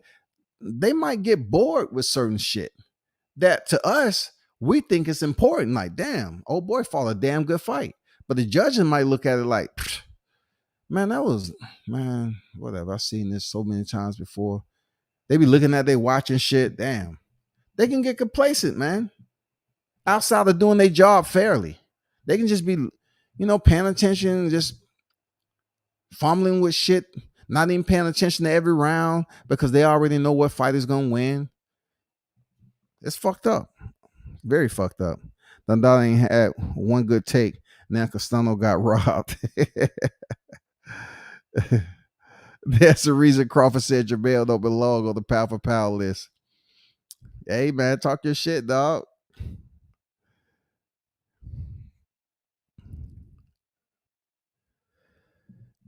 Chad on deck. What it do? They're spoiled. What happens when you spoil kids? I see it this way. In boxing, of course, the fight is gonna be young. You're supposed to be. It's a lot that I was hungry for when I was young, right? But when I started to grow up and I had a lot more, I'm not gonna lie. When I was younger and I was in the military, I used to want to be the first on the scene to get some shit done, take the initiative. So I start getting older and I'm making more money. I cut that motherfucking entry time down, God damn it. I used to have an entry time 15 minutes prior. I cut that shit down. You know what I'm saying? That went from 10 minutes to 8. Something. I cut that window down. And then when you really get seasoned, it's like, man, I'll be there. You show up when everything is going on because you're in a different position. The boxers feel the same way. Like, damn. The fighters, look, the fight fans are gonna know me regardless. But I can't be contradictory and say, Canelo up here fighting how many times he did, and he ain't making a whole lot of motherfucking money. That's a different type of drive right there. Like Canelo is fighting, it's an opposition, and he's making damn good money doing it. So that's all I can say, man. Like, he's doing what he's supposed to do, and not everybody can do that shit. I mean, if anybody should be spoiled, it definitely should be Canelo. But to all these other cats that's coming up, these young lions, man, they got to continue to be 15 minutes early. You know what I'm saying? They got to continue to goddamn grind it out. Somehow, some way, they're going to have to find a way to break through, put their credentials together, negotiate their worth. Because I always tell people, look what Teofimo just was able to do with Lomachenko. All right? Don't act like it can't be done now.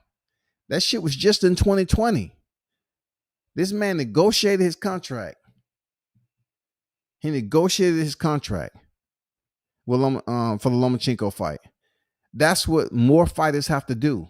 You have to be willing to take the risk, and negotiate your shit.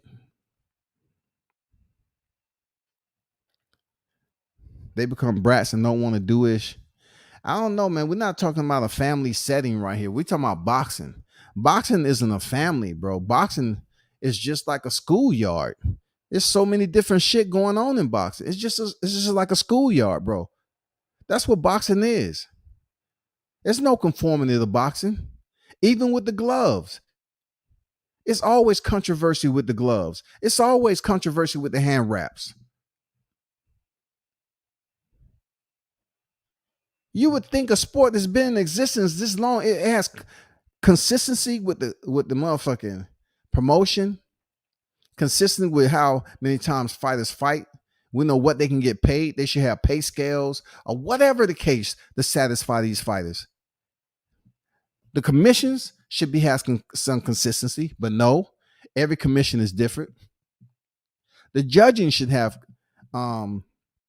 consistency, but every state is different. As far as who hiring these judges, they're different. I seen my series commander, a person I used to work for in the military. I seen him judging a fight.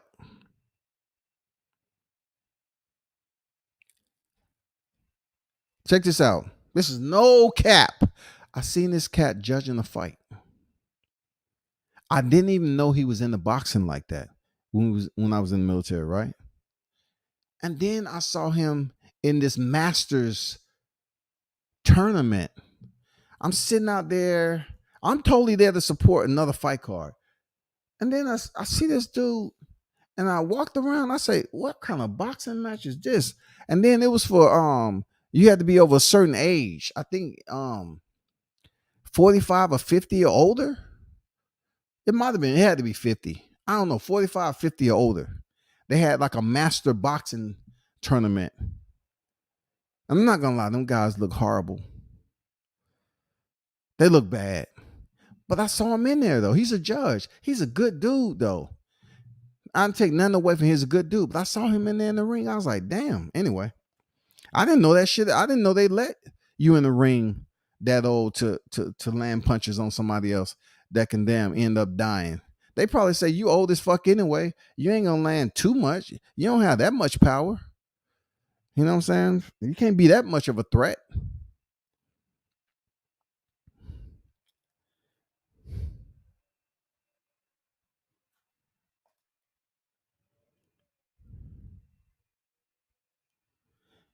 Dollar said, has Bob Arum overly promoted one fighter over another? As far as I know, all his big fights have blood, sweat, and tears shows. All his fights have blood, sweat, and tears. That's not true, bro. I've been to a lot of top ranked fights. All his fights do not have blood, sweat, and tears. I don't agree with that. No boxing card, in my opinion, have all blood, sweat, and tears. Now, this is where I say what I say, Dundada, because in media, I have sat in fight cards way before the main event. I've sat up there and I was just trying to get a gauge on certain fighters that was coming up. When hardly any fans was there, they fighting on the undercard. And it was some fights that was cool, and it was some fights that was absolutely shitty. I was like, I can't believe them they are in the ring, but hey, they're undercard. Now, if you're talking about fight cards that are televised, not even, man. Let's go back to the bubble. Shit, we can go back something real close. I mean, it was shaky, bro. I mean, we can't sit up here and say all these fight cards are just blood, sweat, and tears. Nah, not at all. Absolutely not. But I get where you're coming from, but I don't agree with that. It's crazy the double standard with Canelo when it comes to the Mall, Andrade, Benavidez, Bivol, Beterbiev, and others waiting for a big payday. They don't fight people who are of good competition. Why Nello? Nello established his presence way back when, and to be honest with you, Chad, I don't know exactly why there cannot be 4 to 5 fighters in the same position as Canelo. As many fighters, hundreds of fighters that we have in the sport, I'm just unsure as to why we can't have more than one cash cow. It's stupid. Like, why is Canelo? Why is there just one Floyd Mayweather doing this shit? Floyd Mayweather wasn't fighting in 7 weight classes at the same time. There's one Canelo. And this is always like, it's not puzzling to me. It's just something I could care less to really get a headache over, right? Because I'm telling you that boxing is a system. It's not a unit. And Canelo is a perfect example of it being a system.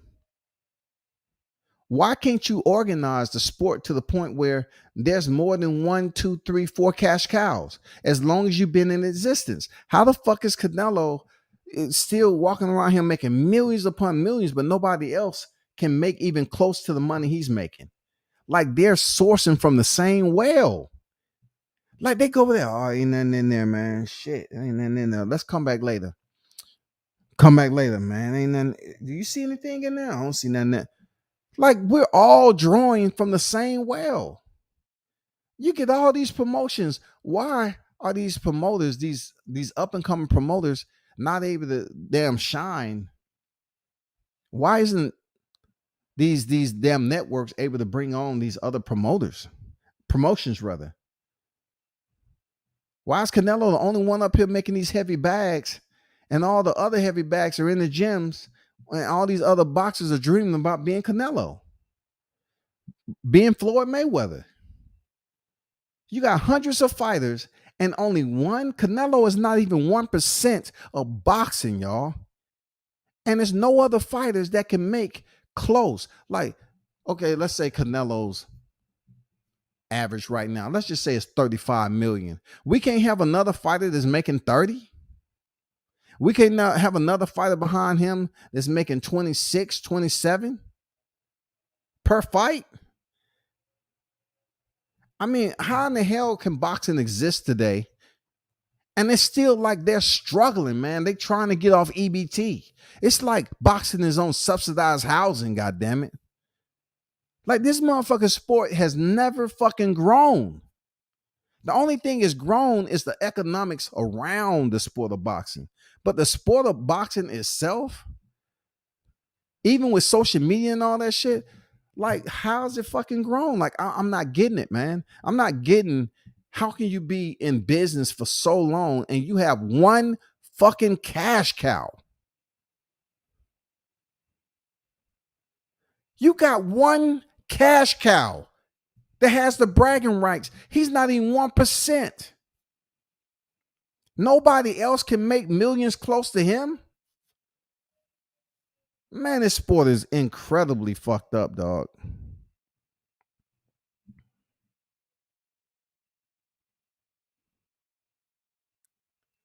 Showtime said boxers are independent contractors. They must know their worth. That's true, man. Boxers are independent contractors and they need to have individuals, hopefully, around them to tell them their worth. You know, I learned that. I'm learning stuff as it go along. You know what I'm saying? I'm learning stuff. Sometimes you have to dive into the money aspect of it and understand certain things. But you know, I don't like to dive into the money aspect of boxing because some of it's just retreaded information. Like I hear of boxers who I believe is worth this amount, but they have a different story as to why they're not going to get that amount. And me, I'm like, if you're doing this, and this, and you're showing and you continue to go out here and perform, why can't you increase your pay each and every outing? Why motherfuckers should get paid $15 for 10 to 15 fights? They individual contractors, independent contractors, even contractors to get larger jobs. They have to do their research. They have to start building their teams, so to speak. They have to have people that's going to inform them of what they need to know. You have to have somebody there to educate. You not only have to educate yourself, but you have to ask questions to others who can educate you yourself. That's the only way you're going to learn as an independent contractor. Else you're going to continue to walk around and it's a lot of shit that you're not going to know. And then you're going to find somebody else that's been in the business damn near the same time you have and they making more money. And you're playing catch up.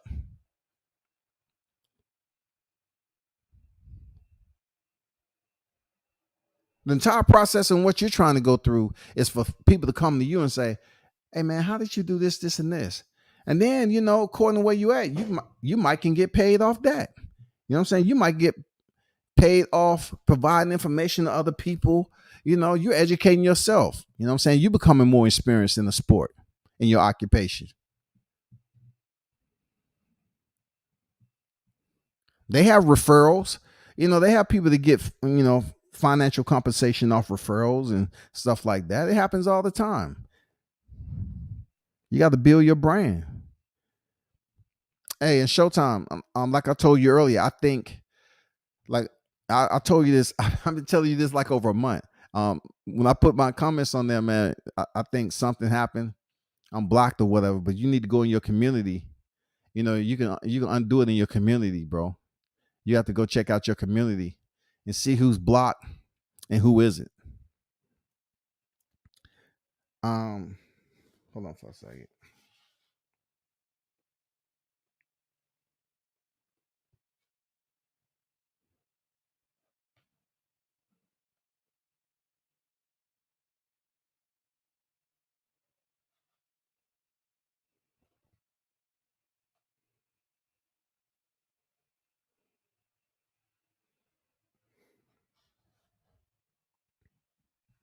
But that's a good point. That Showtime about independent contractors. You know what I'm saying? That is a good point. But with independent contractors, Sometimes they let their fingers do the walking right into a motherfucking meat grinder, because you still have to know what you're reading and what you're signing your life away. You know what I'm saying? You don't want to sign your life away like that to a point where it's long standing for the wrong reasons. You want something, if it's long standing, you want it to be monetarily beneficial to you, that you can continue to get a residual compensation. And also in there, you get the fights that's needed so you can get that increased pay. You need something that's you're gonna get, put your name on the dotted line. It has to be beneficial to you to get residual increases, not just bottom out for the next 5 fights. They telling you, oh, you're not gonna see too much of a pay raise. You know what I'm saying? We're gonna do this for the next 5 fights, and then the 6th fight, we'll see where we at. Man, motherfuckers be around here at 10 fights still broke as shit. Teofimo, he negotiated 2 point, right? 2 mil for the Lomachenko fight, and that was his 16th professional fight. That's good shit. He got paid fairly good with Richard Comey too. Needs to keep up the standard of fighting the best when everyone else isn't. You can say this, Chad, that promotion has a lot to do with the best not fighting the best too. Because in order for you to be, and not everybody can be a promoter. Not everybody can be signed to a network. We was talking about this the other night. Not everybody can be signed to a network. Not everybody can have the Floyd Mayweather deal with HBO and then move to Showtime. Not everybody can do that shit. I don't even know what is the standards this day and time for a boxer to even lock in a deal like that. It seems like all the deals are fucked up. You remember when they was hype? Look, they was on YouTube and they was just yelling and screaming, look, Canelo Alvarez, he signed a $365 million deal, blah, blah. And then what happened? The same boxer went up here and went to court to release himself out that contract. Yeah, the numbers look good, but the fine details was trash. Was absolutely trash, man. I'm talking about the TV show on ESPN, Blood. Okay, my fault, Dun Dollar. Blood, Sweat, and Tears leading up to the fight. They have them for all their big fights. I like All Access. You know what I'm saying? Blood, Sweat, and Tears. Yeah. I just thought you was talking about something else because I'm just reading the text. I'm not even reading it right when you put it either. I'm just reading your input. But I got you. Now, I like that. But, with them putting the fighters on a preamble to the fight card, where's the pay come in at? they our budget. I mean, they always have a budget that don't really benefit the fighter though. I had to promote you. I had to get you that, that vehicle that came and picked you up from the airport. That cost you about 3 stacks right there because gas is high and shit like that. Then on the way back, it was air leaking from the damn passenger rear tire. So we had to then put a plug in that. And we was on the trip from taking you back from the airport. So you got to pay $125 for that. They just come up with all these motherfucking itemized shit to explain to you why you still broke. Shit that you thinking is normal. Say, damn, are you going to charge me that much to pick me up from the airport? I would have goddamn took the train in that motherfucker. I would have called a friend. I think it's because Canelo is the last well-promoted fighter and of a promotional era. Think about it. Who else is going to do that?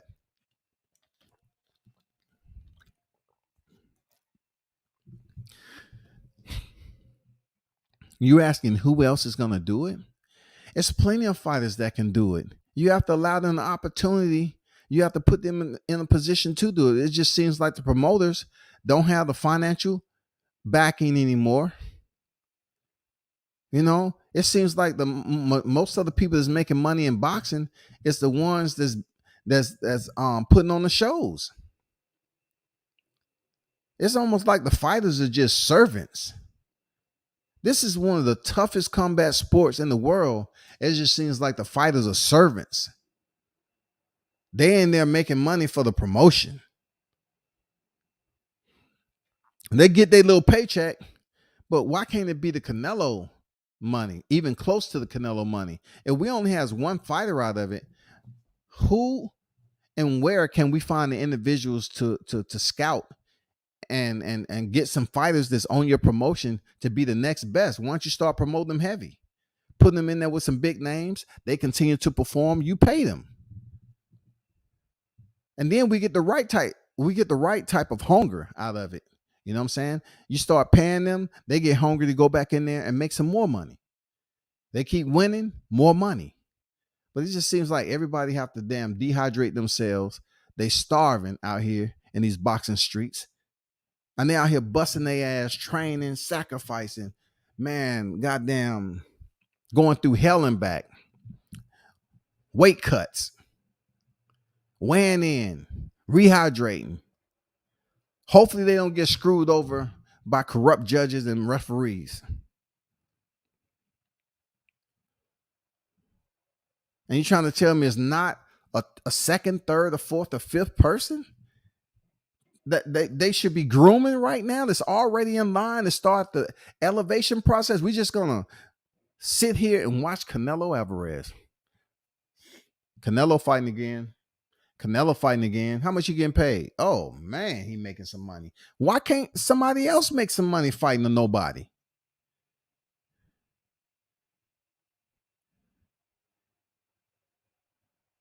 It doesn't make any sense, man. Like, we have one cash cow.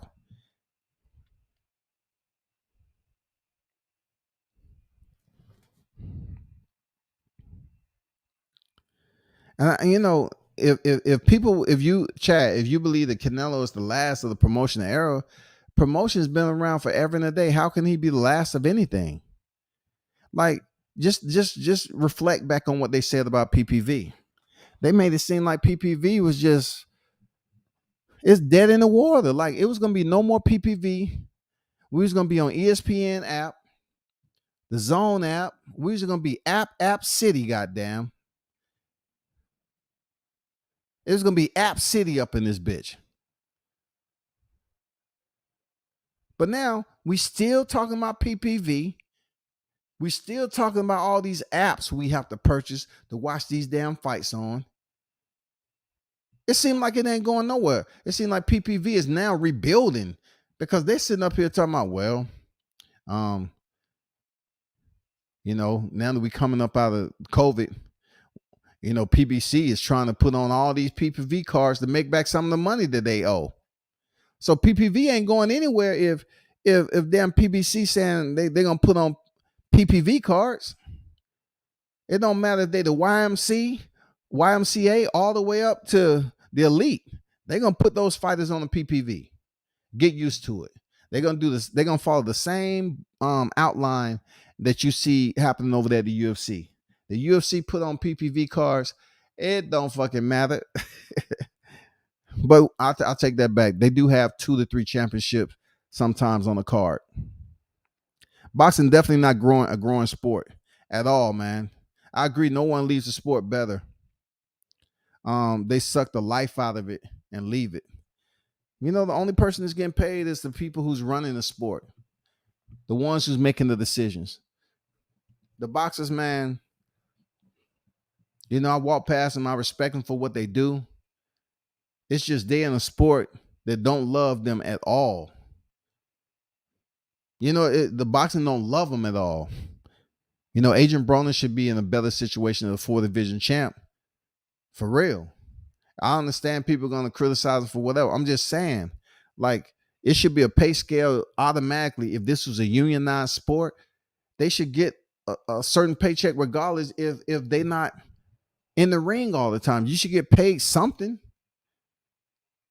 They're not going to do that because they say you got your money up front. You pay your taxes. Okay, learn how to budget your money. It's not up to us.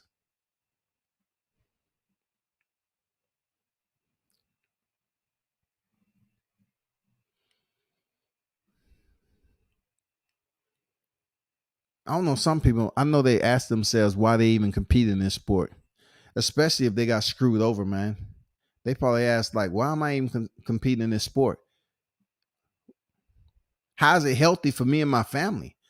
That's why you have domestic violence situations. Corruptions bleed over into the household. If a fighter get, if a fighter go through a whole training camp away from his girl or her husband and the kids, and then they go through do fight camp, which they have to pay for. You know what I'm saying? They soar, they're away from home, they cut, they make weight, go in there, they lose the motherfucking fight that they thought they won. They come home, they may not be mentally right. They take it out on their girl, take it out on their man, whatever. And all you hear is domestic violence.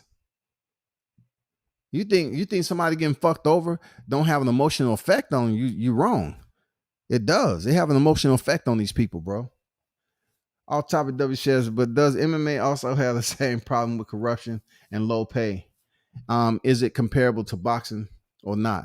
It's not comparable when you're talking about them having a president. When you're talking about much more of a structural decision-making process in mixed martial arts, they have a president. They have their own belt system. They don't have no regular titles. They don't have no secondary, third dairy, fourth dairy, fifth dairy. They don't have all these fucking titles in the professional ranks of MMA.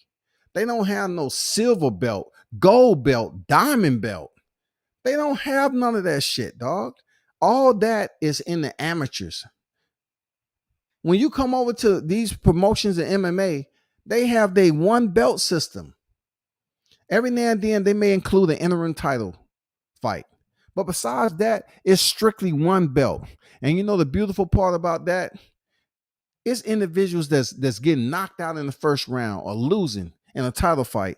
And they turn back around in a matter of months and able to step back in there after fighting 2, possibly 3 fights. And they get back in there to a title fight again. It's people in mixed martial arts have had 5 or 6 title fights, dog. They provide them the opportunity to earn a living, continue to fight, and work themselves back up the ladder. A knockout doesn't mean, or a loss doesn't mean you go all the way back to the first rung. They provide you the opportunity to stay right there on the ladder and climb back up that until you reach that pinnacle again. Boxing, no. If you go in there and you get knocked out in the first round, it depends on where you at.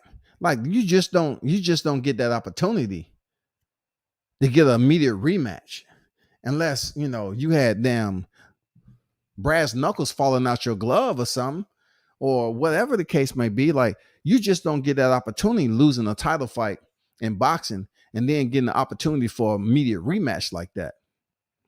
But in the UFC, they do this shit all the time. And I think it's cool. But they also had a problem, a bad problem, especially in the UFC, because you have to know what you're looking at. They had a problem with judging. But what I do know they did, they tried to sit down with the commission and everybody. And what the MMA is trying to do is have judges who actually competed in the sport judge the fight. And not just average Joes that's judges from boxing coming over here and judging something they have no idea what they're looking at. If the fighter's on the ground, they don't know what the fuck they got going on. If the fighter get the takedown, they don't know what the fuck going on. If the fighter is landing low calf kicks, what does that do?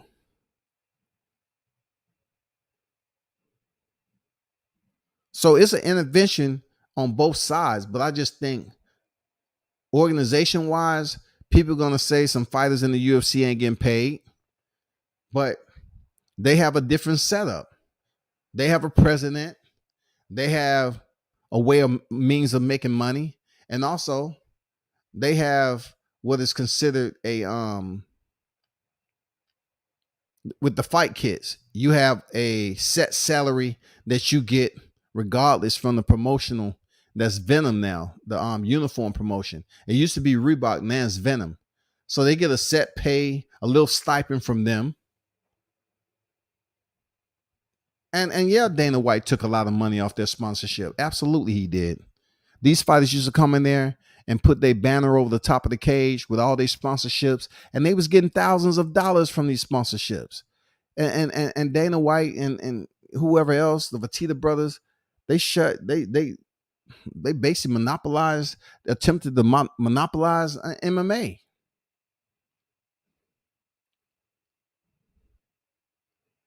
They took away all those sponsorships those fighters was earning money off of.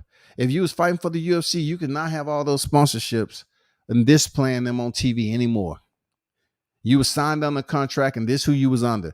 That's the one fucked up part about it. But they organized. I'm not mad at Francis Ngannou saying he's not gonna fight for $500,000 or $600,000 anymore. I'm not totally mad at him because obviously somebody has told him something. Obviously, Francis, who I think haven't done too much except knock out Stipe Miocic, I don't think he's did like Conor McGregor was able to do. What has he did that was just so outstanding? He had one of the most boringest fights with Derek Lewis.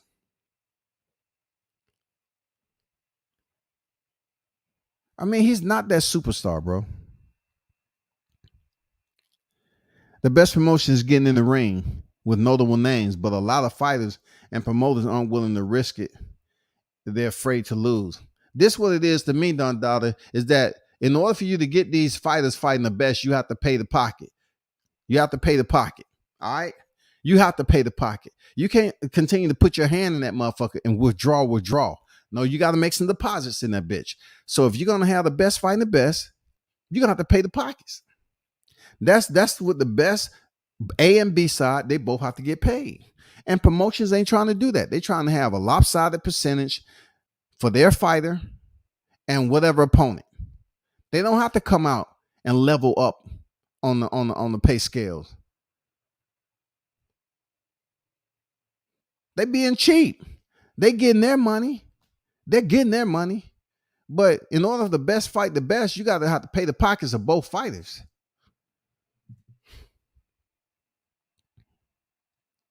More boxing on deck. What's good? Salute, man. With UFC, it takes care of the fighters to a degree and see to the viability of the sport. I like how they take care of them by allowing them the opportunity. Why fuck with mixed martial arts outside of loving the art itself, the multiple, the overall dynamics from head to toe, being able to use them in combat sports, full contact, is the fact that when it comes down to the growth of MMA, I look at the consistency with the steady rotation of fighters being able to earn a check. Boxing, you hear people, oh, I need 8 weeks of training. These mixed martial artists are turning around and fighting at the drop. They're having these fight camps. They continue to stay in shape just like boxers, but they're getting fights, man. They're not having no damn 6 to 8 week training camp all the time. They're doing quick, expedient turnarounds to continue to build their rankings and getting a paycheck. I like that about MMA. Bellator, all these. PFL having tournaments where you can win $1 million prize. You know what I'm saying? Shout out to, man, boy, Lance Palmer won that shit twice. He's living good. Yeah, the UFC has structure, but fighters complain about pay. And boxing fighters have the ability to become so big, they can go out there and cut out the middleman. A la Floyd, Oscar, and Canelo. See, it's just the mere fact that every time we talk about cash cows, we mention the same names. We should have a plethora of names out there of fighters who being able to earn pay that is outside of the norm. Fighters who are out here living well. You know what I'm saying? We can't do that. We just know the similar name. Oh, yeah, Canelo the cash cow, bro. That's why he's able to do what he do. It should be other fighters out here that's a cash cow. I don't know what they're going to do to get there. This is another thing I don't understand about boxing too. Like, you know how you have advisors and you have managers in the sport? You know what I'm saying? Why don't we have a team of individuals that's able to, I don't know, advocate for these fighters to get them, I don't know, to increase the value of their brand. You can't unionize. I don't saying you can't, but since boxing is not a single community, like it's not one single organization, it's absent of a head director, right? We're going to continue to have extreme failures in this system. You know what I'm saying? It'd be good if we had a team. I guess I'm talking about a union. I don't know how a union is going to be able to operate efficiently when you don't have one person to take the union to. That's the fucked up part about it, ain't it? Like, you don't have one group of individuals to basically express your concerns to when it comes to boxing. That's out of the question. You don't have a single group of individuals like HR, like a governing body to basically voice your concerns about this, that, and the other, and they can make a decision. It'd be good. I might be in the dirt by then. I don't know if a union. I don't know, man. I don't know if we'd be able to get a union in this because it's not something that's as one whole, a consolidated sport. Boxing is not a consolidated sport, y'all. Boxing is everywhere. And, it's no control to this. Like, if you want to make a change here, it doesn't mean it's going to resonate over there. You want to make a change over here, it's not going to resonate over there. If something's wrong with the WBC, it don't have nothing to do with the IBF. If something's wrong with the WBA, it don't have nothing to do with the WBL or the WBC. There's no consistency with fighters getting paid. There's no consistency with fighters moving up through the ranks. There's no consistency with fighters fighting the best. There's no consistency, y'all. And it's been like that for decades. Fighters are being fucked over, front, back, all over for decades in this sport. But the underlying layer is now they have YTC to go over here and provide even more free shit for boxing without any type of recognition from the sport itself, because it's really no spokesperson for boxing. So the shit we doing over here in YouTube, it's just free shit, free publicity for the fighter. YouTube is not even, monetization on the channel is not even coming from the sport of boxing. Like, it's not like we get a set stipend from talking and reporting on boxing. They don't give a shit. It's free. And what monetization we get comes out of YouTube, not boxing. How do we as a people connect with a sport that has no organizational structure? Zero, zilch.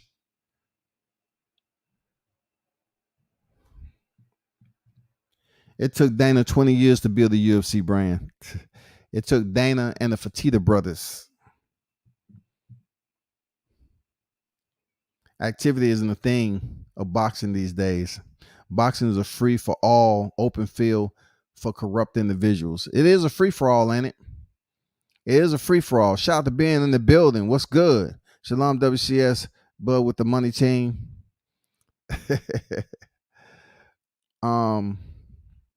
Boxing is a free for all. I agree. Boxing is a free for all. We would not lie about that. That shit is an open-ended Serengeti where everybody eat as they please. You know what I'm saying? Sometimes you think you the motherfucking predator, and until somebody try to bite your motherfucking ankles off and shit, bite you in the ass and shit. Like, dude, what's going on? Oh man, I was just starving down here, dog. My bag. I ain't mean to goddamn do that shit, dog. I'm just starving down here. I'm trying to eat. You got $2? You got $2 or $3 for a brother? I'm trying to pay my my manager, I'm trying to get in this fight camp, man. So man, I'm telling you, bro. I done seen promoters on the regional side. Fighters get out the ring. Ragu. All right. That's my turn. That's my polite term. I'm not gonna say tomato can. Ragu. I done seen Ragu get out the ring, right? And go look for their paycheck. And promoter can't be found. These motherfuckers are hot because they're not real fighters. Like I said, they Ragu. So they're just there for a paycheck. They're off the street. Almost about to turn something into a crime scene. Like, you barely even owe these fighters anything. Pay them. These motherfuckers running around. You're talking about street dudes. They happen to fight local, and they in there trying to earn a check because they about to go spending on weed or whatever. You know what I'm saying? Anyway, they come to people that's familiar with them, who they done seen. I remember when a dude came to me, no lie. There's a bona fide crackhead, right? It just got knocked out in the ring. He said, man, where'd I pick up my paycheck at? I say, man, I'm meaty. You see these cameras on me? I don't know anything about that. Damn, these motherfuckers fucking with the wrong one. I done seen dudes run around the motherfucking arena. I mean, the venue, trying to look for the promoters, dog, to get paid. We damn near to the co-main event, and you got you got motherfucking chaos in that bitch.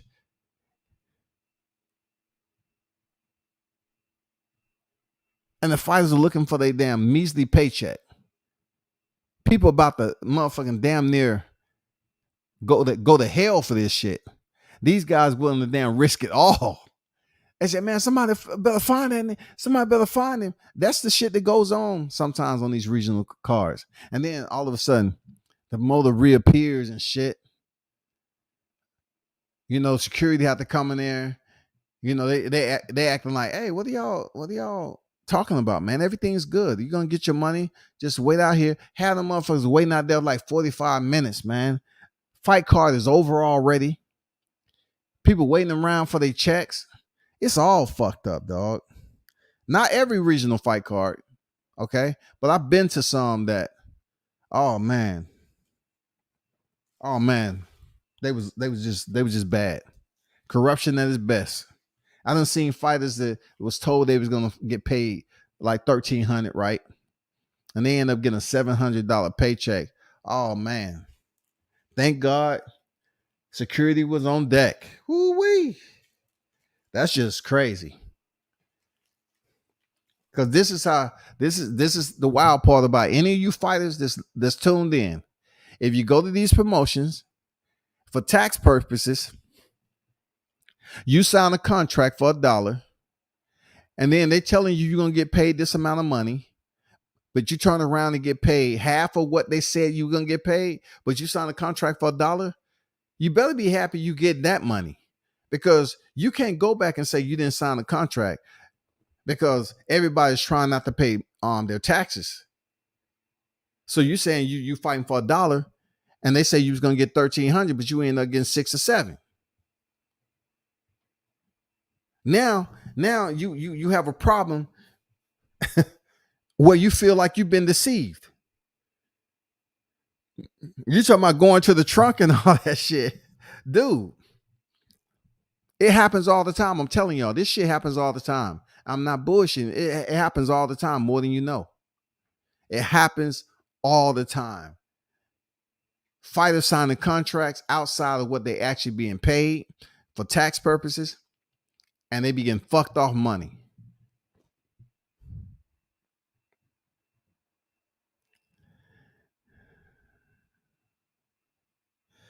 Damn W says you have fighters asking you where the check at. That's wild. Yeah, they would ask me where the check at because they saw me ahead of time at the weigh-ins. So I was kind of taking pictures and shit at the weigh-ins. They thought I was working for the promotion. So when I'm just on the wall chilling, it's fight night. I already done seen you got knocked out. Oh boy, it happened to me like probably like 4 or 5 times. But Old boy pulled up on me and said, "Man, where my paycheck at?" I said, "I don't work for the promotion, dog. I'm independent. Like, I know you see me at the weigh-ins and shit like that, but I'm not working for the promotion.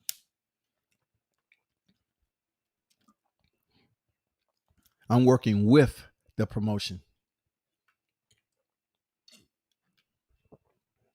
There's a big difference. One of these fighters would go on a mass shooting one of these days. Hey, I ain't trying to talk about none of that. I ain't trying to get nobody no ideas. All I'm saying is I've seen it. I've seen it. I've seen it. And the promoters shouldn't be doing them kids like that. Because this done got physical up in there. All that, man. I mean, hey, man, this shit is crazy. But, as long as they try to be corrupt and cheat these fighters out, like people know, people that are really close to boxing know I'm telling the truth about this damn dollar shit. You sign a contract for $1, just because everybody can get over on taxes, and then turn around and you get shorted out a verbal agreement that you made on the numbers. A fighter ain't trying to hear that. Look, the promoter's looking at you like you're doing too much because you came off the street to begin with, and you either making your debut or you like 0-3, 0-4, 0-5, 1-7. They looking at you like, man, come on, get out of here. You know what you was coming in here for.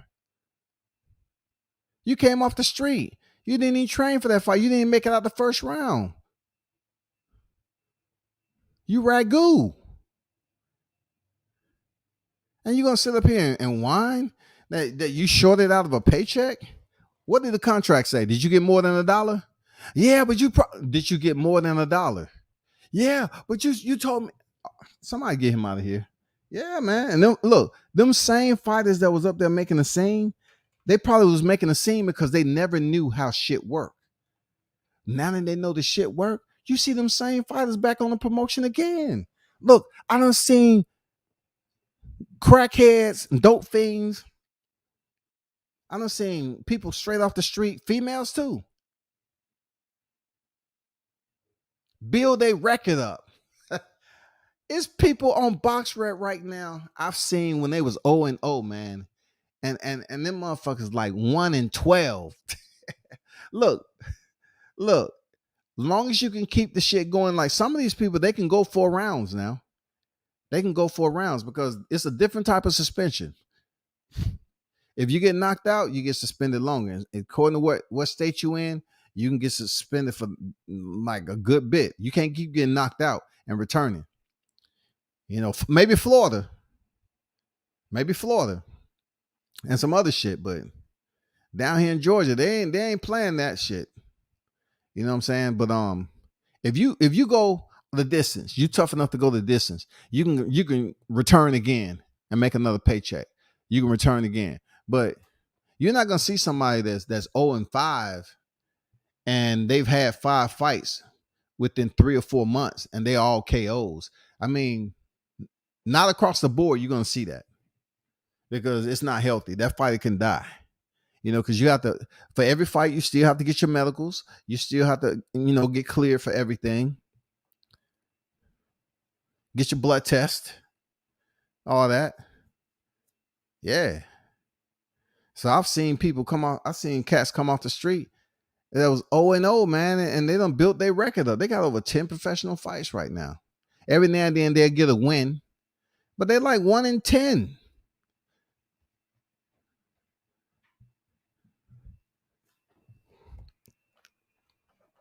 Boxing is like the Goodwill, boy, for real.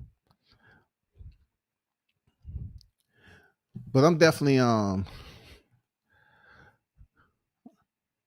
wanted to talk about one other thing. Bill Haney was on TBV, the boxing voice. Nestor Gibbs. Shout out to TBV and Team Haney. I wanted to get y'all input on what you thought about. Bill Haney said that Devin sparred Floyd and he beat the shit out of him. Bill don't mince his words. Bill don't mince his words, dog.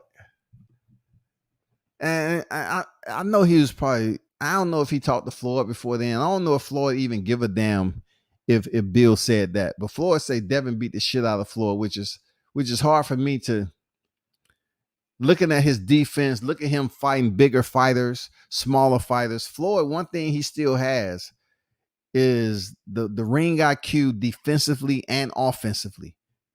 All right. He just fought Logan Paul, who goddamn outweighed the fuck out of him. And even though Logan is not a fighter, Floyd was still in there pretty easily, moving around and doing what he had to do. But Bill say Devin beat the shit out of Floyd. Is sparring, dog. What do y'all got to say about that? I just think it's like good boxing banter, you know what I'm saying? But what y'all think about that? He said Devin beat the shit out of Floyd, dog.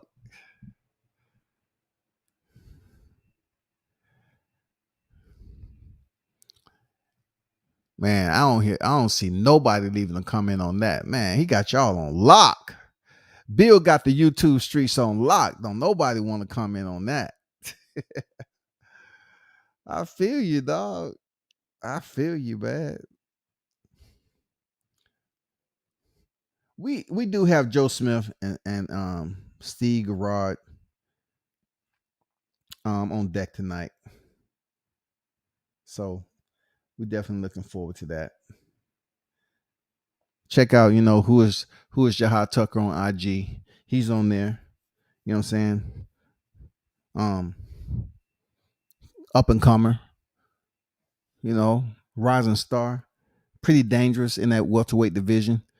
He's gonna be on the scene. Give him some months. He's going there for his 6th professional fight today. So they have a lot of people on this card today. I like this fight card. It's fire. I like it. It's a lot of good names. But it's all good, man. I'm about to get to these fights. I'll probably be tuned in on other people's channel, but I'm gonna get to some of these fights that's coming on fight night or whatever. Got to get myself prepared, so to speak. But salute to everyone who tuned in to the channel. I appreciate you. Turn up and tune in to World Combat Sports. I'm out.